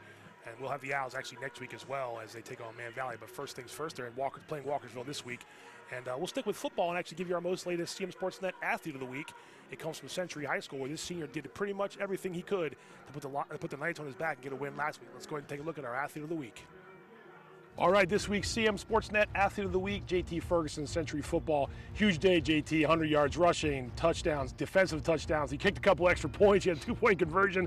You're probably pretty tired at the end of that game, but what was that feeling like to not only get the win in convincing fashion like that, but just, I would say it just cements the fact that I think you guys feel like it's a different team this year. Yeah, no, just the team-wise, everything like that, it was a lot better. The feeling after was incredible, nothing like ever before. With the student section storming the field, it was just amazing. Even after that, coming to school Monday, it was just amazing. Everybody giving you congrats and stuff like that. It was just amazing. Now, you play both sides of the ball. You've had games where you're picking up tackles and playing offensively well. Did you have a feeling as the game's going on, like, hey, I'm really dominating this game? I know it's not all about the stats, but 100 yards rushing and multiple touchdowns, both sides of the ball. Did you feel like you were having that kind of game as the game was going on? Yeah, I definitely felt like things were coming my way and stuff like that. I mean, it's just some people have games, some people don't. But I feel like just the whole team had today. Like, it wasn't just me rushing around. It was not 1 against 11. It was definitely 11 versus 11, and we just had the better come out. That's a good point. I mean, I think in years past, and other teams had this problem too sometimes, you have to rely too much on 1 or 2 guys. You told us in the beginning of the season during our pregame stuff, or our preseason stuff, that that's not the case this year at Century. And, you know, 3 games in, I think there's even a game you probably thought you had to win in week 1 and maybe clean up a few things. And you're learning each week. What has been the biggest difference 3 games in that this Century team is different than the ones in years past? Yeah, so like first game came out 15-20, big loss. It was definitely heartbreaking, but it was definitely a look like, yeah, we're a different team. Right. You know, we're not the same Century that's getting blown out. Right. We're a different Century coming here, putting points up on the board. We just got to finish it, and that's what we did this Friday. I know it's just 1 week, but if you look back at last year, offense struggled. This past week, you scored almost as many points as you had all of last year. Yes, it's a 1 week at a time kind of thing. That's got to be a huge confidence boost for your guys as county play starts to pick up here, that you guys know you can compete with everybody around. Yeah, it definitely was a big pickup for our line. Right, our line just knew that they could blow this D-line off the ball, and with that confidence coming in this week, just game changer, hopefully. Well, congrats on a great week. Good luck the rest of the year. JT Ferguson, our latest CMSportsNet Athlete of the Week. CMSportsNet Athlete of the Week is brought to you by Barnes Bollinger Insurance and by Raising Cane. Congratulations to JT Ferguson, the latest CMSportsNet Athlete of the Week. You see, Ferguson's Knights will be playing tomorrow night at McDaniel College when the Century takes on Winters Mill. The game got moved from tonight because of really, really poor field conditions, unfortunately, at Century Stadium. Westminster's hosting Walkersville tonight at Ruby Field. South Carroll's got Man Valley at Parker Field. And this one, Francis Scott Key at Liberty at the Lions Den is about to begin the second half. Here you see the football standings entering week 4. FSK still sitting atop the standings, but if this holds, Liberty would move in at a 2-0, and FSK would suffer its first loss of the year. But we have a whole half to go here in the Lions Den, as you see Tristan West, who was making some plays for sure in that first half for the Liberty Lions.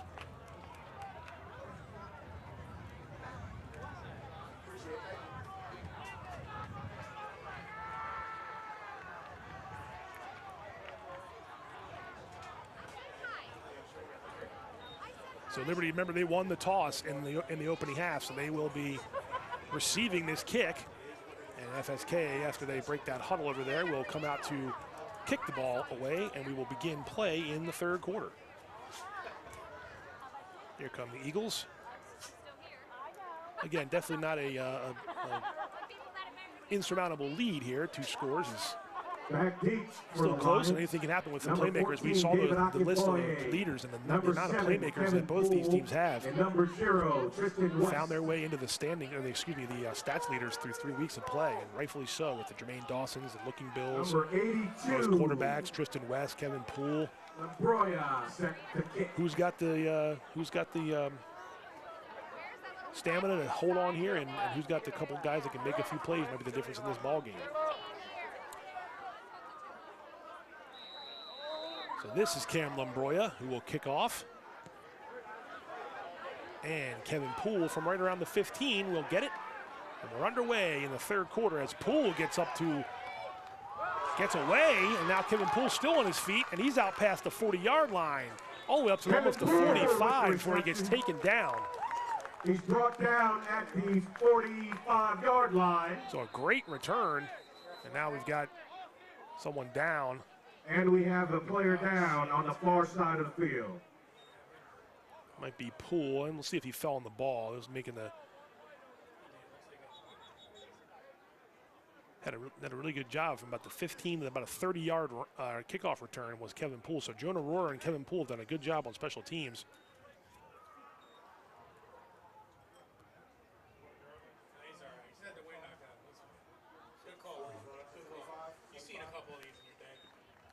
Poole popped right back up. Hopefully he's all right. He's got the wind knocked out of him. And gives a quick wave to the FSK sideline, letting them know he's okay. And Liberty will have it. Liberty's First and 10 at the 45-yard line. First and 10. Poole comes off under his own power. He seems to be okay. Left in the third quarter.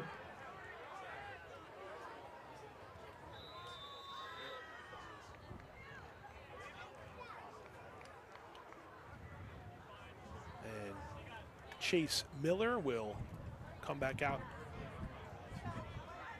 to operate the Liberty offense.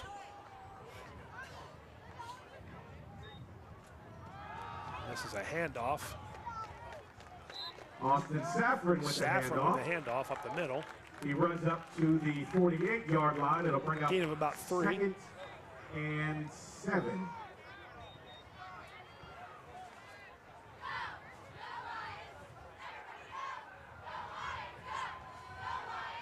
So Austin Saffron now back in the place of Kevin Poole, who's on the sideline working out the injury he sustained on that kickoff.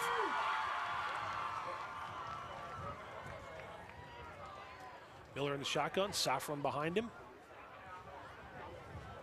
And Tristan West in the slot. Nice job by FSK to sort of sniff that out. Saffron fell forward, but number 15, Austin Saffron. That was Chase Raploga with the tackle. Powers up to the 48-yard line. It'll bring up 49-yard line. It'll bring up 1 yard gain. It'll be 3rd and 6. So a good job there by Raploga.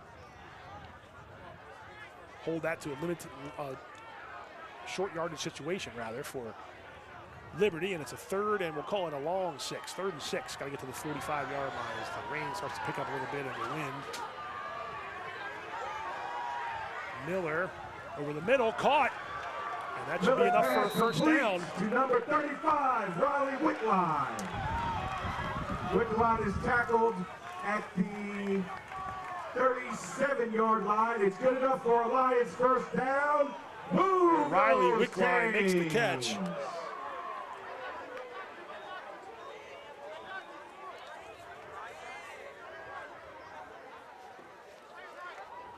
that's enough for a first down. So a nice catch and run.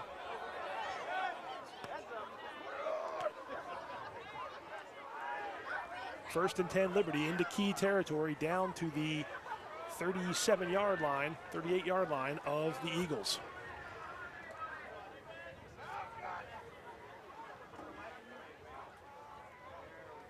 High snap, gathered up. Saffron with the carry. Austin Saffron powers up the middle. Down to the 40, the 36, 30. On the 34-yard line, it'll bring up 2nd down. Yeah, looks like the 34-yard line, so.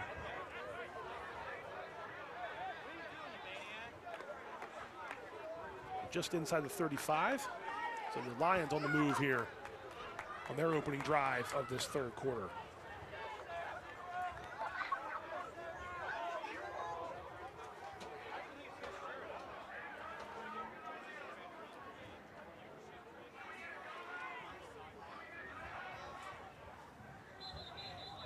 And flags fly here. Looks like FSK jumped over the line. That makes second down more manageable for the Lions, and they did. Penalty is up the Eagles. Little movement there at the line. Ball is going to be put at the 29-yard line. Colby Petrie just a little anxious there, number 55, but it'll now be a second and about 2 from the 29-yard line.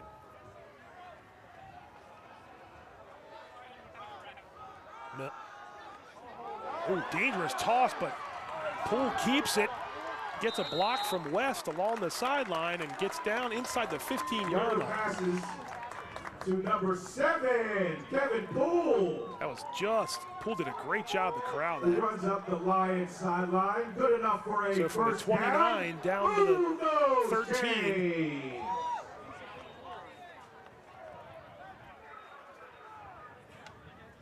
Pick up of 16 yards. Oh, yeah.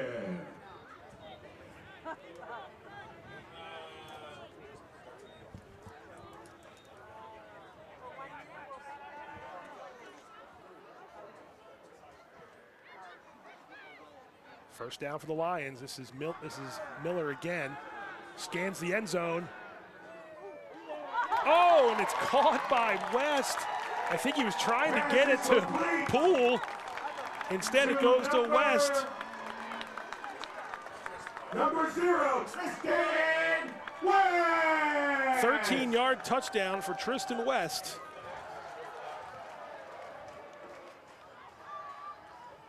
And the Lions strike on the opening drive of the third quarter. Chase Miller had a lot of time to look around. I thought he was trying to get it to Poole right here in the front. Goes over Poole, and West makes the catch.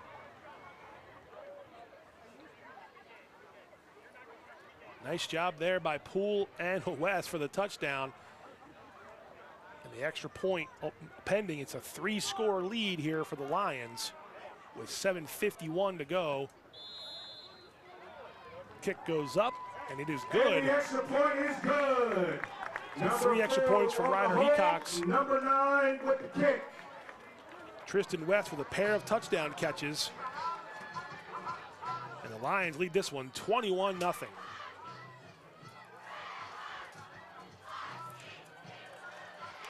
That was a nice opening drive by Liberty. Here's a replay of that touchdown. See Miller come toward the near sideline. He's got some receivers to choose from. Let's see if he wasn't trying to get it to, I guess he was looking for West. Poole was doing the best he could to try to get the ball, but it does go to the big Tristan West. And the big man's got 2 touchdown catches now. We saw him have that sack on defense. So he's playing well on both sides of the ball here, as are many others. But back deep for the Eagles. Number 3. Dawson. Celebration there just outside the end zone. Looking Bill. The concession stand side of the Lions Den here at Eldersburg. And it's all Liberty right now. 21-0 as Hecox kicks away. And this is Looking Bill on the far side there. And taken down right around the 25-yard line. That's Austin Safran again. So he's been doing good things on special teams as well. By number 15, Austin Safran. With authority. It'll be first down for Francis Scott Key on offense. There is a flag on the FSK side. There is a flag on the far side. I kind of got lost in the shuffle back there. It's back around the 35-yard line. Let's see what happened here.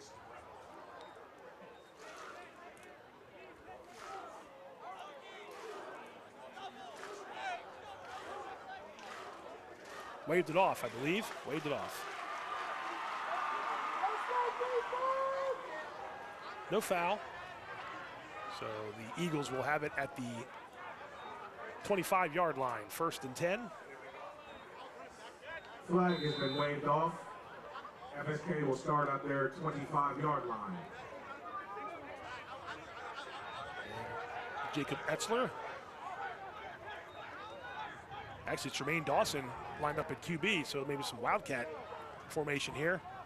Dawson pitches it to Looking Bill. Blake Cox was in on that tackle, I think, for Liberty, so I don't know if I see Jacob Etzler on the sideline. 99, Blake Cox. Jermaine Dawson did play some QB in the last couple seasons for Francis Scott Key. Gain of about 2. Bring up 2nd and 8. So it'll be 2nd down and 8, and it looks like maybe Jermaine Dawson is your QB right now for the Eagles.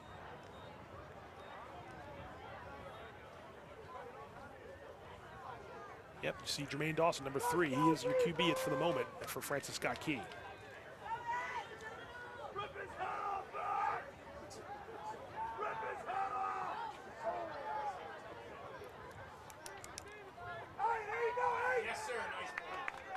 Dawson keeps. Number 52, Max Grosslinger on the tackle. Grosslinger makes the stop. Along with other members of the defense. No gain on the play, brings up 3rd down. No gain on that run. So you see Jermaine Dawson there, number 3, being asked to do a little bit extra than he probably was planned to do here. He's the running back, receiver, play some DB once in a while, but he is the QB now for the moment. And it's a 3rd and long coming up for the Eagles.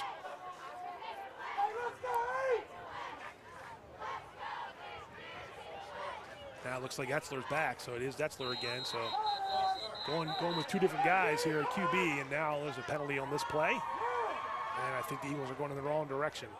Delay of game, I believe, on FSK. Delay of game on Etzler. It's a 5-yard penalty. 5-yard penalty. We'll back him up to 3rd and 12 to the 23. 23-yard line. It still remains. So a few too many of these for FSK so far in this game. A couple too many self-inflicted penalties. Drive killers if you're Coach David Cunningham and his staff. The rest of the way, you're going to want to have pretty much next to none of those if you want to stand a chance to get back in this ball game. 3rd and long. Etzler back into QB. He steps up. He's going to keep it. No one is open. Liberty's on him. Etzler goes down. Kevin Kern. By number 77, Logan Tasker. Logan and Tasker. Number 34, Kevin Kern, for a loss on the play. Loss of 1 yard after all is said and done, and it'll be 4th down, and the Eagles will line up to punt. Eagles are set to punt back at the 40-yard line. Kevin Poole and Jonah Rohr. Jonah Rohr and Poole are back at deep to receive this punt.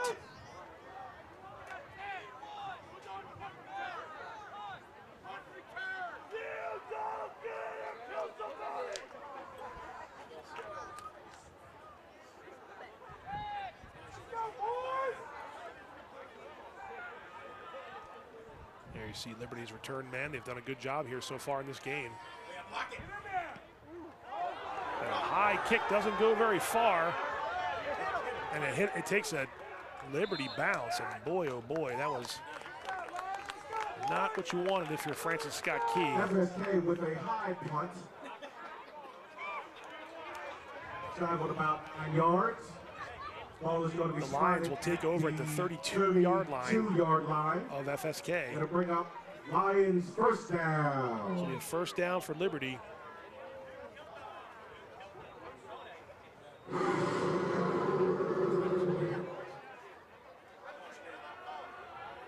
Four and a half minutes left in the 3rd quarter.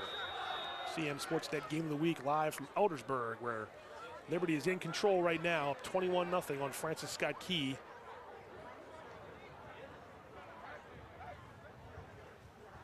Looks like the rain may have died down a little bit, so that's good news.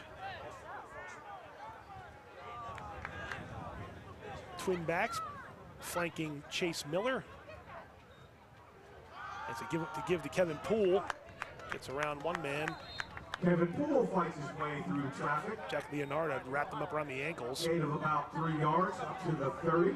It'll bring up 2nd and 7 with 4 minutes and 12 seconds left. Gain of 3 yards on first down, maybe 2 yards. So short yardage on first down brings up 2nd down.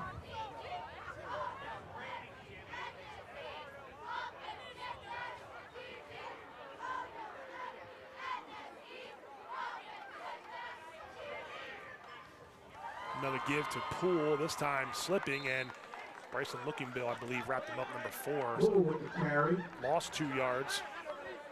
Back to the original line of scrimmage, so it'll be 3rd and about 10. Loss of 2 on the play, brings up 3rd and about 10.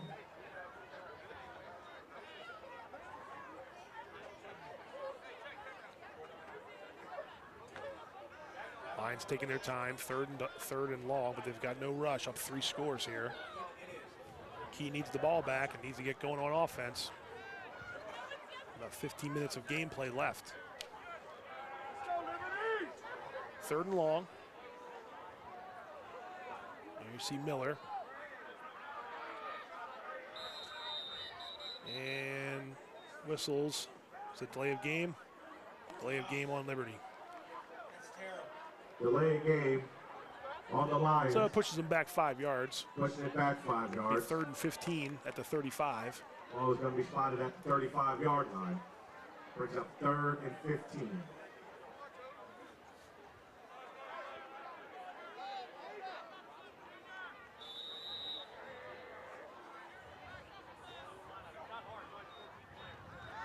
Miller drops back. Looking to throw. Tristan West had the man beat. Little overthrown. Miller's pass intended for number 0, Tristan West. It's incomplete. West had a step on his man, but the ball was overthrown. It'll be 4th and 15. Let's see what Liberty wants to do here. Number 9, Ryder Heacock. Heacox is out. Looks like Liberty's going to punt. Set the punt.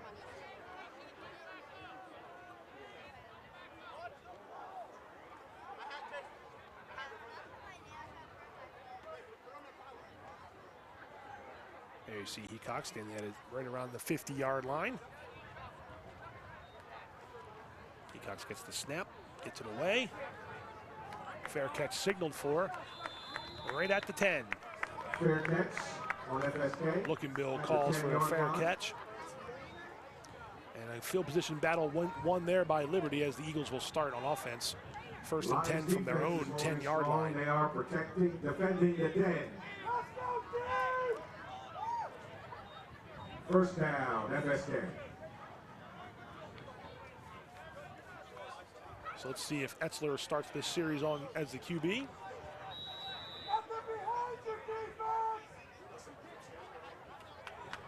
He's got Jermaine Dawson behind him, so it is Etzler and Dawson in the backfield. Gives to Dawson. Dawson makes a man miss, makes another man miss. He's got first down yardage. Nice run by Jermaine Dawson, Junior Dawson. Now for the first down, he's tackled by number 2, Charlie Frothingham. Out to the 26-yard line. 26-yard line. Gain of 16 on first down. And that's, you need a bunch of those if you're Francis Scott Key. Nice running by Jermaine Dawson there.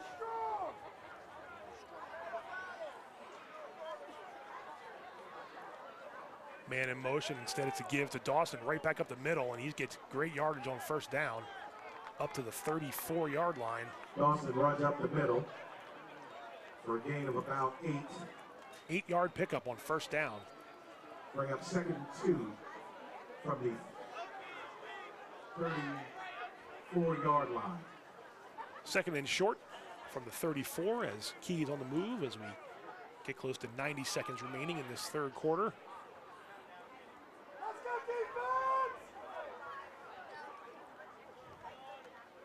Another give to Dawson, right back up the middle, making men miss, up at the 40-yard line.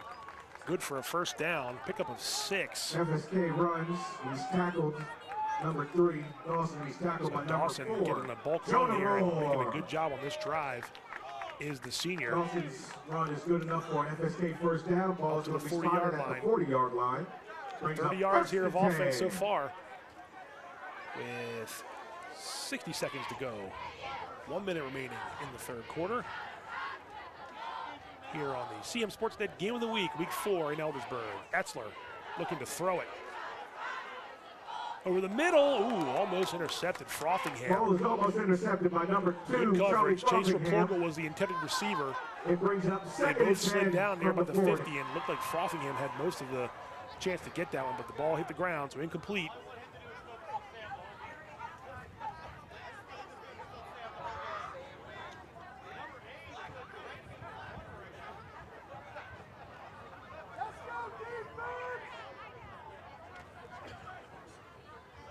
Second and 10 from the 40.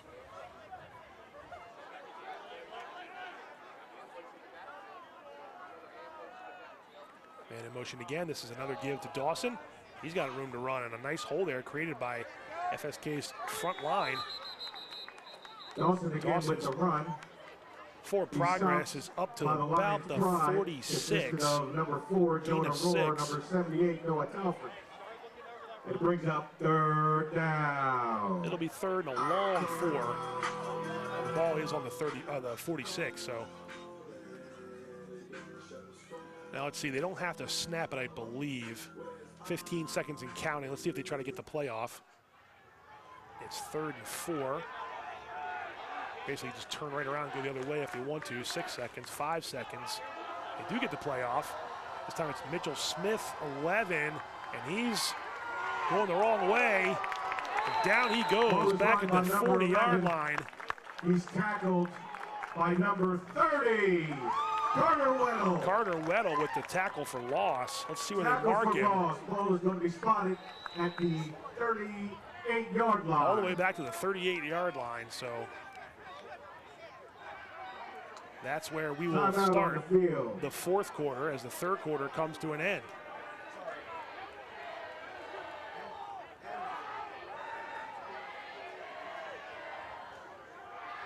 There's your third quarter score. Liberty in command here, 21-0. The Lions lead Francis Scott Key, and the Eagles will have a 4th and long after that nice tackle for loss. Actually, that was the end of the third quarter. So we'll see what Coach Cunningham draws up here on this 4th down. You're down 3 scores. You figure you need the ball back a couple more times, obviously, to have a chance to score here on offense. So might be 4-down territory, but we'll see what happens here as they come out of this end of quarter timeout.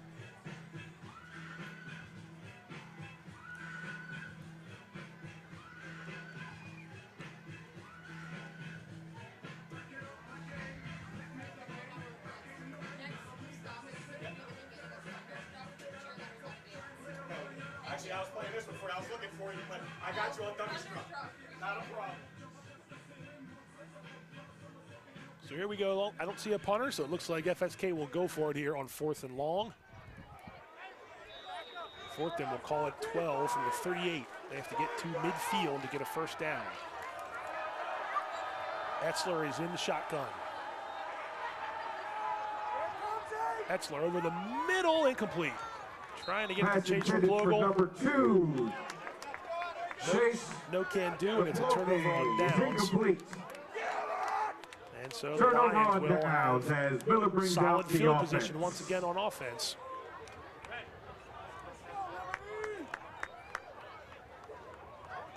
It'll be first down for the Lions.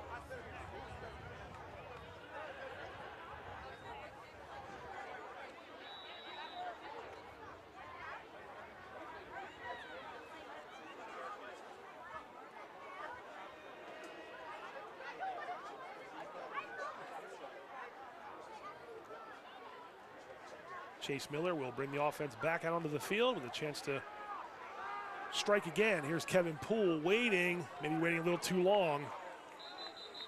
That time tackle made by Riley Fitzgibbon. Kevin Poole, he's tackled by number 65 and number 72 of the Eagles. Also 65 on the tackle. Corey Stouffer. Going to be a loss of 1, it looks like, on the play. Nice job there by Brings up Fitzgibbon and second Stouffer. down. Losing 1 yard. And Poole comes off slowly to the sideline, so Safran will be in the backfield, I believe. West Akamboye on the far side. You see him trotting out. 4 wide outs in this formation for Liberty. And Miller has Safran to his left. And it's a shotgun snap. Miller over the middle.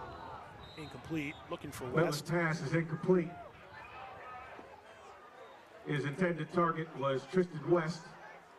Bring up 3rd down. Stops the clock. 3rd and 11. We'll call it the 39.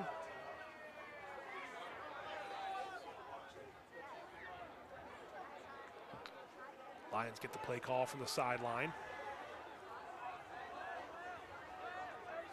On this misty, rainy, early Friday evening here. The last Friday of September. That's hard to believe. The next week will be in October. Fall will be in full swing. 3rd and 11. That pass behind West, and Adelaja did a good job there. Almost got an interception. Intercepted.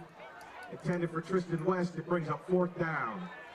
Ryder Hecox set to punt. Liberty will punt, be in lineup in punt formation. Ryder Hecox will trot out to around midfield. And Looking Bill is standing back around his 10 to receive the punt. 10:51 to go in this one. Little rain pick up again here at Liberty, but other than the middle of the field looks fairly decent. Sidelines are a little muddy and rough shape, but good job by Liberty, Ed DeVincent and crew to get the field ready for play here. Not an easy task on this weekend, and Hecox had a little too much of this one. And that takes an Eagles bounce and didn't go very far, all the way down to the down by Austin Safran at the 34-yard line. So both punters having a little bit of trouble here. Conditions notwithstanding, it's not an easy job anyway, and you throw these conditions in, and it makes it tough. So the Eagles back out on offense and try to do some work here and try to get on the scoreboard. Lions will like nothing more than to pitch a shutout here and pick up county win number 2. They beat Man Valley last week, and they could beat the front runners right now, Francis Scott Key, and assume that spot. Still 10.5 to go. This is a handoff to Dawson. Up the middle. Dawson with the run. He stops by number 15, Austin Safran, and number 55, Danny Nelson. Nelson and Gain of Safran about 4 yards on the play. On the tackle, and another Lion down. We have an injured player on the it's field. An Eagle, and it's Jermaine Dawson. That's not what you want to see if you're an Eagles fan. Now Dawson's up. A little woozy, and Coach Cunningham you see out there to look at him. He is standing up, so that's a good sign.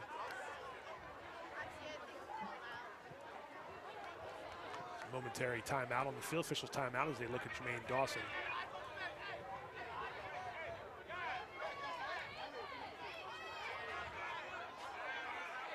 A reminder, next week, Game of the Week takes us up to Manchester, where the Owls and Man Valley will square off again October 4th. 6:30 kickoff. We'll try to go on the air around 6:15 for the pregame coverage. Number 3, they played in the Dawson playoffs last year at Ruby Field, and Man Valley, who hadn't beat Westminster in a long time, knocked them off, knocked them out of the regional playoffs. Huge win for Man Valley, and a lot of sour taste in the Owls' mouths, and I know they're going to be looking forward to that game, and so will Man Valley, and so are we. And so we'll have Game of the Week coverage for you next week, next Friday the 4th, first weekend of October. Looking forward to a good one in Manchester. A good one here so far if you're a Lions fan, as Liberty has the 21-0 lead. They have 10 minutes to go in regulation as the Eagles trying to get something going on offense. Other than Jermaine Dawson, it's been few and far between the big plays. We were looking to see if Bryson Looking Bill could be a playmaker here, and he's had a few chances, but Liberty's defense did a pretty good job bottling them up. That's a carry there by number 7, Damian Blizzard. He's tackled by number 30, Carter Weddle. Up to about the 41-yard line. 3rd down.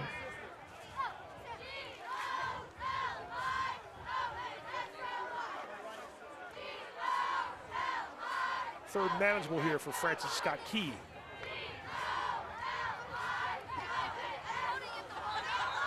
And let's see some jumping around on Liberty's side. Let's see if the Eagles moved or if Liberty went offside. They did, and that might be enough for a first down.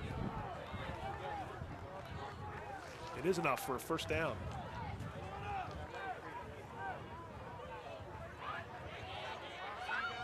Up to the 46. Encroachment on the defense. Ball's now going to be spotted at the 46-yard line. Good enough for So a one of Eagles those goes first the Eagles' down. way, and the Lions commit the penalty, and the Eagles get a first down out of it. 9:15 and counting.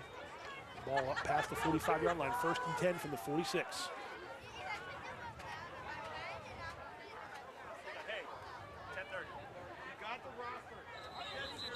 And a flag again. This might go back to the 5 yards. It does. So the Eagles take 1 step forward and 2 steps back, and a false start. Flags on the play. False start Pushing against them the back Eagles. 5 yards. It'll be 1st and 15. They will back them up for 1st and 15. At about Ball the is going to be 39, spotted or at 41, the pardon me. 41-yard line. Reminder to stick with us afterwards. We got 9 minutes left in regulation here, and we'll have some highlights of the game. We'll talk to one of the players of the game, and we'll recap everything we saw here tonight at Eldersburg.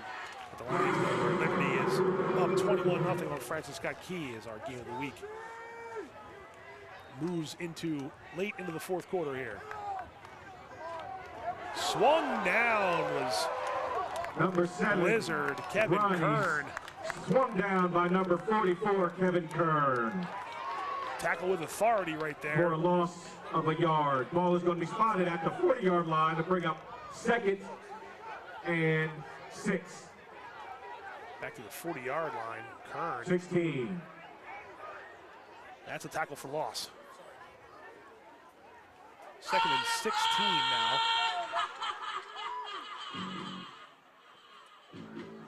Blizzard on the wrong end of that one as Kevin Kern celebrated afterward with his teammates. Another handoff. This is Dawson. Gets around some defenders. Jermaine Dawson still playing hard. Dawson weaves his way around. Up to about the 47-yard line. FSK sideline. He's tackled by number 14, Gain of David 7. Akinboye.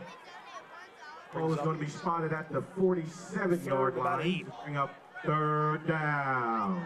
Let's go defense!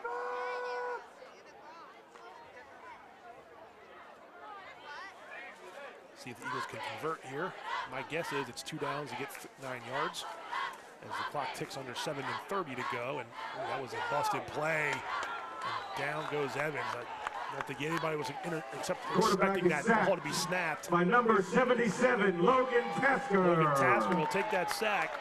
And that ball goes back all the way to the 44-yard line.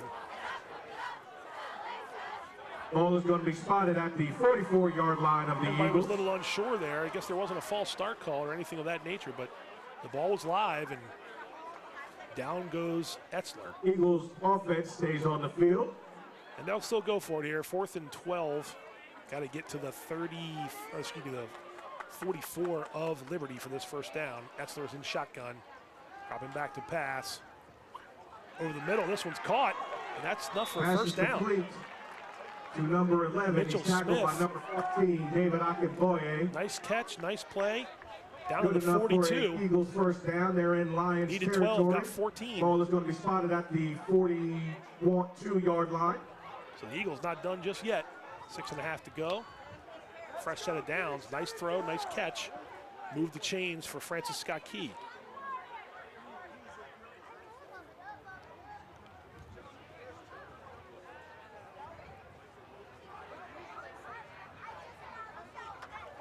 Another handoff to Jermaine Dawson. Met right at the 40. The ball Dawson, came out. I think they're going to say he was down. with the Ball carry came hit out. by number 15, Austin Saffron. Austin Saffron right on him on the tackle.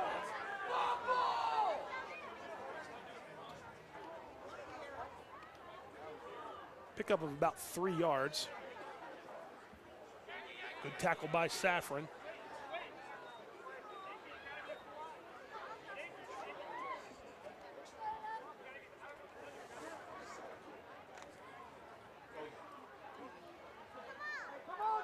Brings up second 7.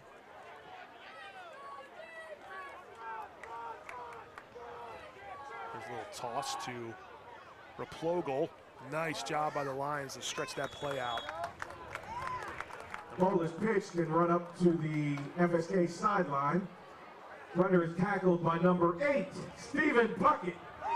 Stephen Puckett on the tackle, and it's balls back to the 38-yard line. Down.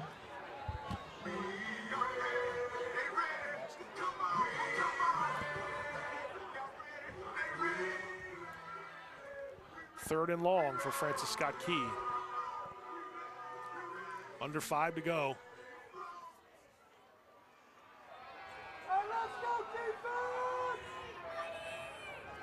Fakes the toss. Jermaine Dawson tripped up. Nice job. He had room to run there. By the Lions, number 5, Colin Martin. That was Colin Martin on the tackle. Otherwise, Dawson had room to run. Fourth down. It'll be 4th down, but it's 4th and short here. Short yardage to go with the running clock in the 4th quarter, 4 minutes, 25 seconds. Eagles will go for it again here on 4th and about 2.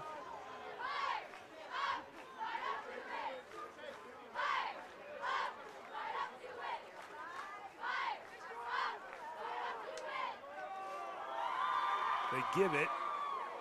Kern on the tackle tried to hold him up. Let's see. I think they got enough for first down. Kern on the tackle. Run by number 3, Dawson. First down pickup by Jermaine Dawson. Enough for a first down. Down inside the 30. 1st and 10 from the 29.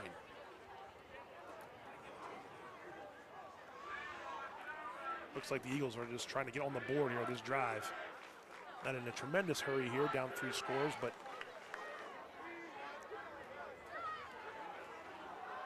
doing what they can against this solid Liberty defense, which had been tested and scored upon in the first 3 weeks, but tonight, 0. That pass is caught right at the line of scrimmage and taken down quickly by Jonah Rohrer. Belton. Tackled aggressively by Jonah Rohrer. Belton made the catch, and Jonah Rohrer was right there to wrap him on up. the play. It'll bring up 2nd and 10. Looks like actually lost a yard there, so 2nd and 11. Nice job by Jonah Rohrer. There you see him, number 4 for Liberty.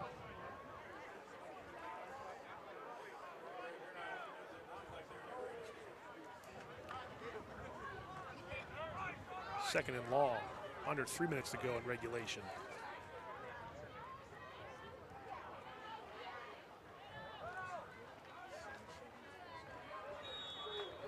Dawson up the Dawson middle. is met by number 77, Logan Tasker. Short gain on the play. He'll bring up 3rd and 3rd and 10. 3rd and 10 here. 2:15 to go. FSK trying to avoid the shutout. Liberty trying to get its 2nd win in as many weeks and enjoy the goose egg on defense.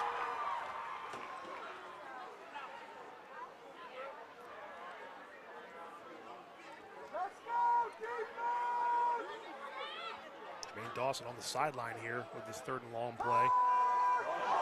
Etzler dropped the ball, picked it back up. Now make something out of nothing there and got up past the line of scrimmage. Nice job by Etzler. But recovered by FSK. It'll be 4th and long. Tackled by the Lions Pride. Bring up 4th and long. So he got 1 yard when it could have been much worse. Could have been a turnover. 4th and we'll call it 9. Last gasp here for Francis Scott Key as the clock continues to run, 1:20 and counting in regulation.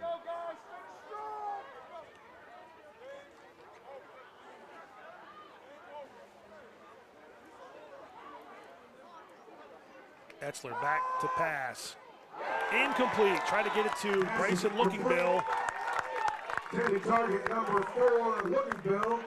His pass is broken up by number 8, Stephen Puckett again on that tackle. Nice job by Puckett, number 8 for Liberty. And that's a turnover on downs. And if that's the last play, we'll see if it is. That's the last play for FSK's offense. It looks to be a shutout win for the Liberty Lions. The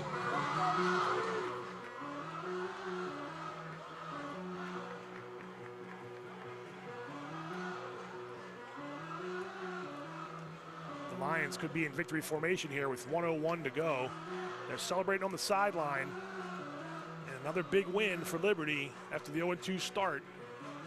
They were 0-2 for the third time in 4 seasons, and now 2-2 with 2 county wins to boot. There you see some of the Lions celebrating on the sideline. So they're not in victory formation, but they were going to look to run this out as Miller gives to big hole up the middle. It's Austin Safran. Number 15, Austin Safran. Tackled by Austin Gross, but not before Austin Safran FSK territory. picks up a huge gain from the 28 all the way to the 45. 45-yard line. Bring up first down. Move those chains. 27-yard pickup. And that will about seal the deal here for Liberty. Now I see victory formation, so just took one play to get into the key territory, and Eagles will not stop the clock, and that might have been the last snap right there. They don't have to snap it again. Miller needs the ball with a running clock, 24 seconds left. So you see Chase Miller and company enjoying this win as the clock runs down. And the Lions will move to 2-0 in county play, 2-2 overall, and the first shutout of the season for Liberty. Score of 21-0. And there it is, the final horn, that final whistle. And the Lions will have a nice weekend here despite the rainy conditions with their victory, 3-score victory over Francis Scott Key, and the Eagles will suffer their first loss of the year.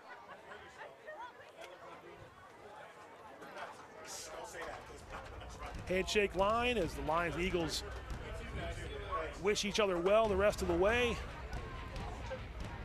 And a convincing win for Liberty. And back to the drawing board a little bit for Francis Scott Key as they, like I said, suffer their first loss.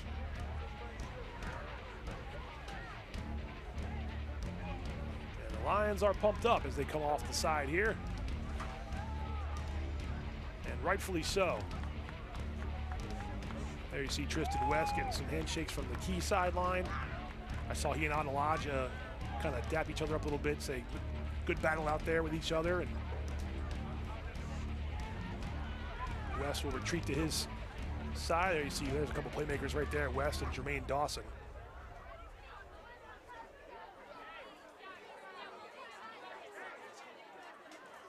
Final score, Liberty 21, Francis Scott Key 0. The Lions get the win here on the CMSportsNet Game of the Week. And they get it in style. The Lions are 2-2 overall and 2-0 in county play. The Eagles fall to 3-1 and 1-1 in the Carroll County Athletic League. As you see some of the Lions celebrating there. Frothingham, Safran, big plays tonight. Stephen Puckett as well. Those guys were on special teams. They were on defense. They made a lot of plays happen. Chase Miller took him a little while to get going, but he found his big receiver, Tristan West, for 2 touchdowns. Kevin Poole ran for another one. And the big plays mounted up for Liberty. FSK just a little bit inconsistent on their offense. They had a couple drives going well, committed a few turnovers that led to some, obviously a turnover on downs and give the ball back to Liberty. So Key, I'm gonna guess Coach Cunningham and the staff telling these guys we got a lot to work on here. We know where we are now, as in the county play has definitely begun for the Eagles as they fall to 1-1 in the county. And still a good start for the Eagles. They're still 3-1. It's only 2 wins the last couple of years on the field for David Cunningham and his Eagles. As you see Coach Cunningham talking to the Eagles there on the sideline on the far side. And the Lions on the track, meeting with friends and family. See a couple guys putting the win sign up, and they earned it, right? 21-0 was their final score. And a job well done for Liberty at home in the middle of a home stretch here on the Lions. Home last week, home this week, and I believe home again next week. And they were also home in week 2 against Boonesboro. 4 straight home games for the Lions. And the last 2 have been victorious. You see defensive coordinator, Coach Mike Krause, talking to FSK. Of course, he came over, there's some fanfare. We're going to take a look at some highlights from what we just saw here tonight in the Lions' Den. And don't forget, stay tuned. We'll have the CMSportsNet player of the game coming up shortly.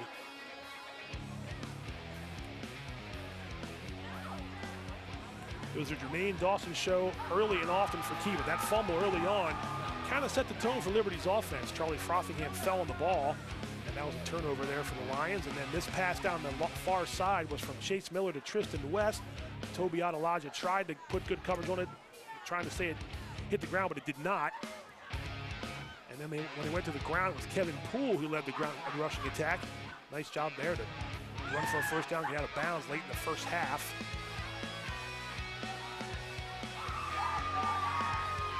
And then this was up the middle. Poole did a good job finding his feet there and not to fall down before he crossed the goal line. That went for a touchdown. And that gave the Lions a 2-score lead. Big sack there for Tristan West as well. And then again, Kevin Poole running himself out of bounds and trying to stop the clock. And again, this was Poole just doing a really good job of guiding that Liberty rushing attack that led to the passes. And I believe this will be the touchdown pass in the corner of the end zone right at us there from Miller to West over top of Kevin Poole, but it went for a 13-yard touchdown. And then Liberty's defense was able to sort of get its legs under it and really make things tough for FSK. Big tackle there by Kern and company. Kevin Kern in the middle of that Liberty defense. There's Kern again, a little extra effort on that tackle. That was fourth down there, trying to get the looking bill and incomplete. And that was Stephen Puckett, number 8. Job well done by the Lions, who lost the battle in first downs, but won the game there. No turnovers. Not a lot of passing yards needed, but over 100 yards rushing are the Lions. And Jermaine Dawson at the bulk of those rushing yards, too, for Francis Scott Key.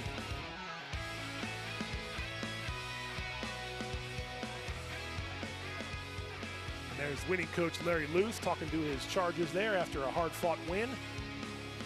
They move to 2-0 in county play with victories over Manchester Valley and now Francis Scott Key after losing to Walkersville and Boonesboro to open the season. So a pair of tough customers there, and last week was no easy task. Neither was this one. FSK comes into this game 3-0 for the first time in several seasons. And on the road, you want to defend your turf, right, if you're Liberty, and they did that. They did just that tonight. And probably part of the things that Coach Larry Luth and the staff are telling his guys right there in the huddle, post-game huddle. Always a fun post-game huddle when you're victorious, and definitely a fun huddle when you've posted a shutout, and that's exactly what Liberty has done. 21-0 is your final score.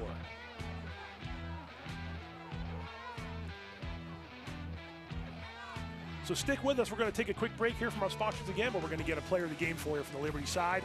We'll talk to him, and then we'll bid you guys good night. But don't go away. We got a little more post-game coverage for you in our CMSportsNet Game of the Week.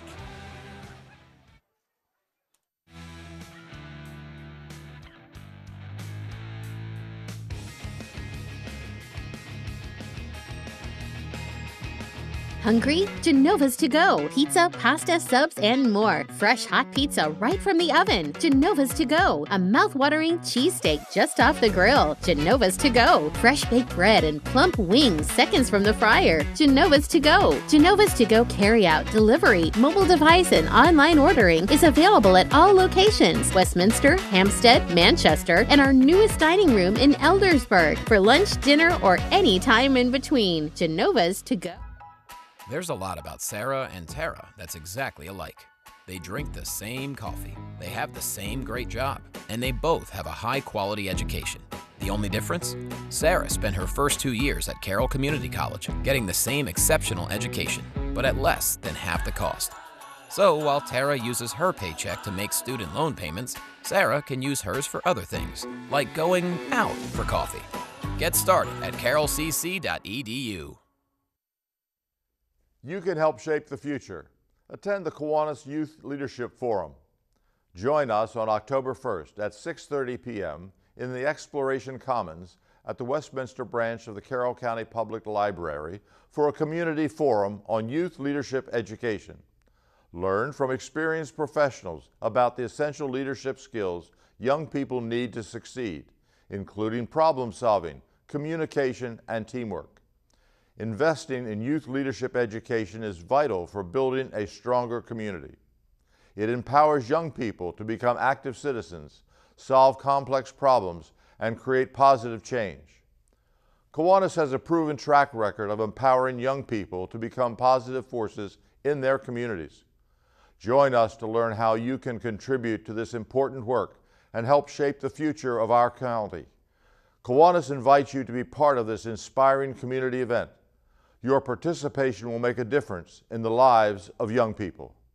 Skill, dedication, leadership. Just a few of the things it takes to be named CMSportsNet's Athlete of the Week. Hi, I'm Pat Stetzer. Each week, CMSportsNet recognizes an outstanding player for their contribution to their sport. Meet some of Carroll County student athletes and join us as we celebrate their performance, impact, and outstanding accomplishments. CMSportsNet Athlete of the Week is brought to you by Barnes Bollinger Insurance and by Raising Cane's.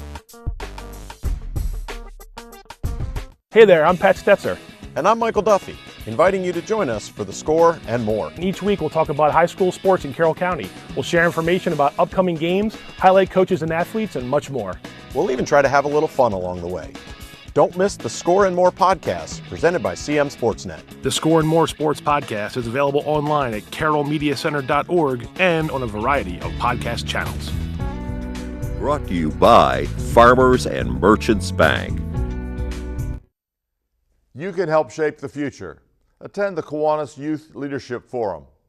Join us on October 1st at 6:30 p.m. in the Exploration Commons at the Westminster branch of the Carroll County Public Library for a community forum on youth leadership education. Learn from experienced professionals about the essential leadership skills young people need to succeed, including problem solving, communication, and teamwork. Investing in youth leadership education is vital for building a stronger community. It empowers young people to become active citizens, solve complex problems, and create positive change. Kiwanis has a proven track record of empowering young people to become positive forces in their communities. Join us to learn how you can contribute to this important work and help shape the future of our county. Kiwanis invites you to be part of this inspiring community event. Your participation will make a difference in the lives of young people. Skill, dedication, leadership. Just a few of the things it takes to be named CMSportsNet's Athlete of the Week. Hi, I'm Pat Stetzer. Each week, CMSportsNet recognizes an outstanding player for their contribution to their sport. Meet some of Carroll County student athletes and join us as we celebrate their performance, impact, and outstanding accomplishments. CMSportsNet Athlete of the Week is brought to you by Barnes Bollinger Insurance and by Raising Cane's. My name's Cooper Sheeler. I'm a senior at Winters Mill, and I'm here interning at the Community Media Center. I recently saw this opportunity because I was playing football over at Winters Mill, and I saw the Community Media Center filming and broadcasting a couple of our games. So I thought that was a really cool way to connect with the community, and I really wanted to be a part of that. Pretty much what I do throughout the day is I help with graphics throughout their game on segments and game of the week, and I also help out prepare stats for all the seasons, the spring and the winter and the fall. I update all of those, and I pretty much go around and I can just help out. I can help out at games when they're preparing for a game of the week. I've done a couple podcasts here at Community Media Center. I would highly recommend people come in here for an internship. It's a lot of fun.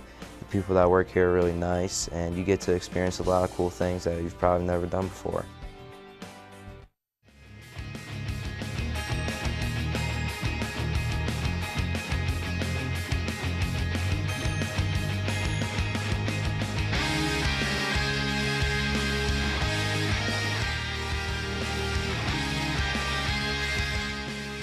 CMSportsNet Player of the Game is brought to you by Genova's To Go and by Anne Arundel Dermatology. Welcome back. CMSportsNet Game of the Week, and the CMSportsNet Player of the Game is Tristan West. Liberty High School gets the win, 21-0 over Francis Key. Tristan, it took the passing game a little bit to get going. When you're in a game like that, the conditions aren't great, and the first few 5 or 6 throws are incomplete. I know it's frustrating as a receiver. What are you guys talking about in the huddle as you're trying to get things going on offense? You know, it is wet, so we just talk about stay calm, take composure. You know, short, choppy steps, and just run your routes to your best of ability. And you guys trust each other. I know you trust Chase and all the other receivers as well. When it did start to click, it clicked pretty big for you guys. Talk about the touchdown catch you guys had, that you had down the sideline there. Elijah from Key was doing a pretty good job on you, but you were able to go up and get it. During halftime, we saw that there was no one over top, so we had to go take chances. You know, I fortunately came down with the ball, you know. And then the one down here in this end, too. It almost looked like it was trying to go to Kevin. And he jumped up, but you kept your eyes on it like that, too. Was it intended for you or was it intended for Poole? No, it was intended for Poole. I just came down with it. I wasn't sure. It was hard to see. But, yeah, I mean, sometimes you need a play like that to kind of get you going. How about the way your defense played tonight? The first couple of weeks, the defense, got scored on and took its lumps. There was that catch you had against Elijah. But how do you think the defense has shaped up through the first 4 weeks of the year? We're getting a shutout, obviously, tonight. We're doing good. You know, every day we come out, try to make everything better, more crisp. You know, we played 2 tough teams first time, but now we're getting things to click. Everyone's, trusting each other more, and we're just doing our job. You guys had a big win last week, too, against Man Valley before we finished with this one. You had a huge lead, and then they sort of kind of chipped away and got back, made it close. Did a win like that really give you guys, okay, look, now we have some adversity there, even with the lead, and some resiliency to get a win? Is that a kind of win that you can really spring forward with like you got last week against Man Valley? Yeah, of course, They did unfortunately come back. It was fortunately close, but we felt that we still could hold on to the lead. We just let off the gas a little bit, but. You had guys tonight, too, on special teams, Jonah Rohrer and Charlie Frothingham with the fumble recovery. You had a sack. There's other guys, too. Austin Saffron had a big game. All 3 phases come together. This team's tough to beat. How do you guys feel like when all 3 phases are playing like that? You got to feel pretty confident about your chances. Yeah. I feel like we can beat anyone in the county when we play like that. Yeah, well, you're 2-0 so far to start. And also the run game with Kevin. I mean, he hasn't had the huge games yet, but this was a big one for him, had the touchdown run. Is it just take, again, just a couple big, like you mentioned, like once the offense gets going with a couple big plays of that nature, you start firing on all cylinders. When you have a guy like Kevin and you had Austin run the ball too a little bit as well, it just makes you guys that much more dangerous, I would think. Yeah, when everything starts clicking and we have so many weapons on offense, it's just so hard to stop. How confident are you guys this year, knowing what you brought back from a year ago with your quarterback and your receivers, obviously talented defense? You graduated a good bit of guys, but I know talking to you guys in August, you're feeling pretty good about your chances in 2024. We're still a pretty young team, so we still have some growing pains, some stuff we got to work on, but we feel pretty confident in our team. Well, 2 touchdowns and a sack tonight, Tristan. Congrats on the great game. Stay with me here. Tristan West, the CMSportsNet Player of the Game, and that'll do it for us here at Liberty High School. I want to thank Ed DeVincent, of course, for making us comfortable here and cooperating with us as we set up our crew here for the Game of the Week, and everything went off without a hitch. So thanks to Ed DeVincent. Thanks to everyone else at Liberty for helping us out along the way. And for Tristan West and the rest of the crew here at the CMSportsNet for the Game of the Week, I'm Pat Stetcher saying have a good Friday, have a good weekend, enjoy the highlights from the game, and we'll see you next time.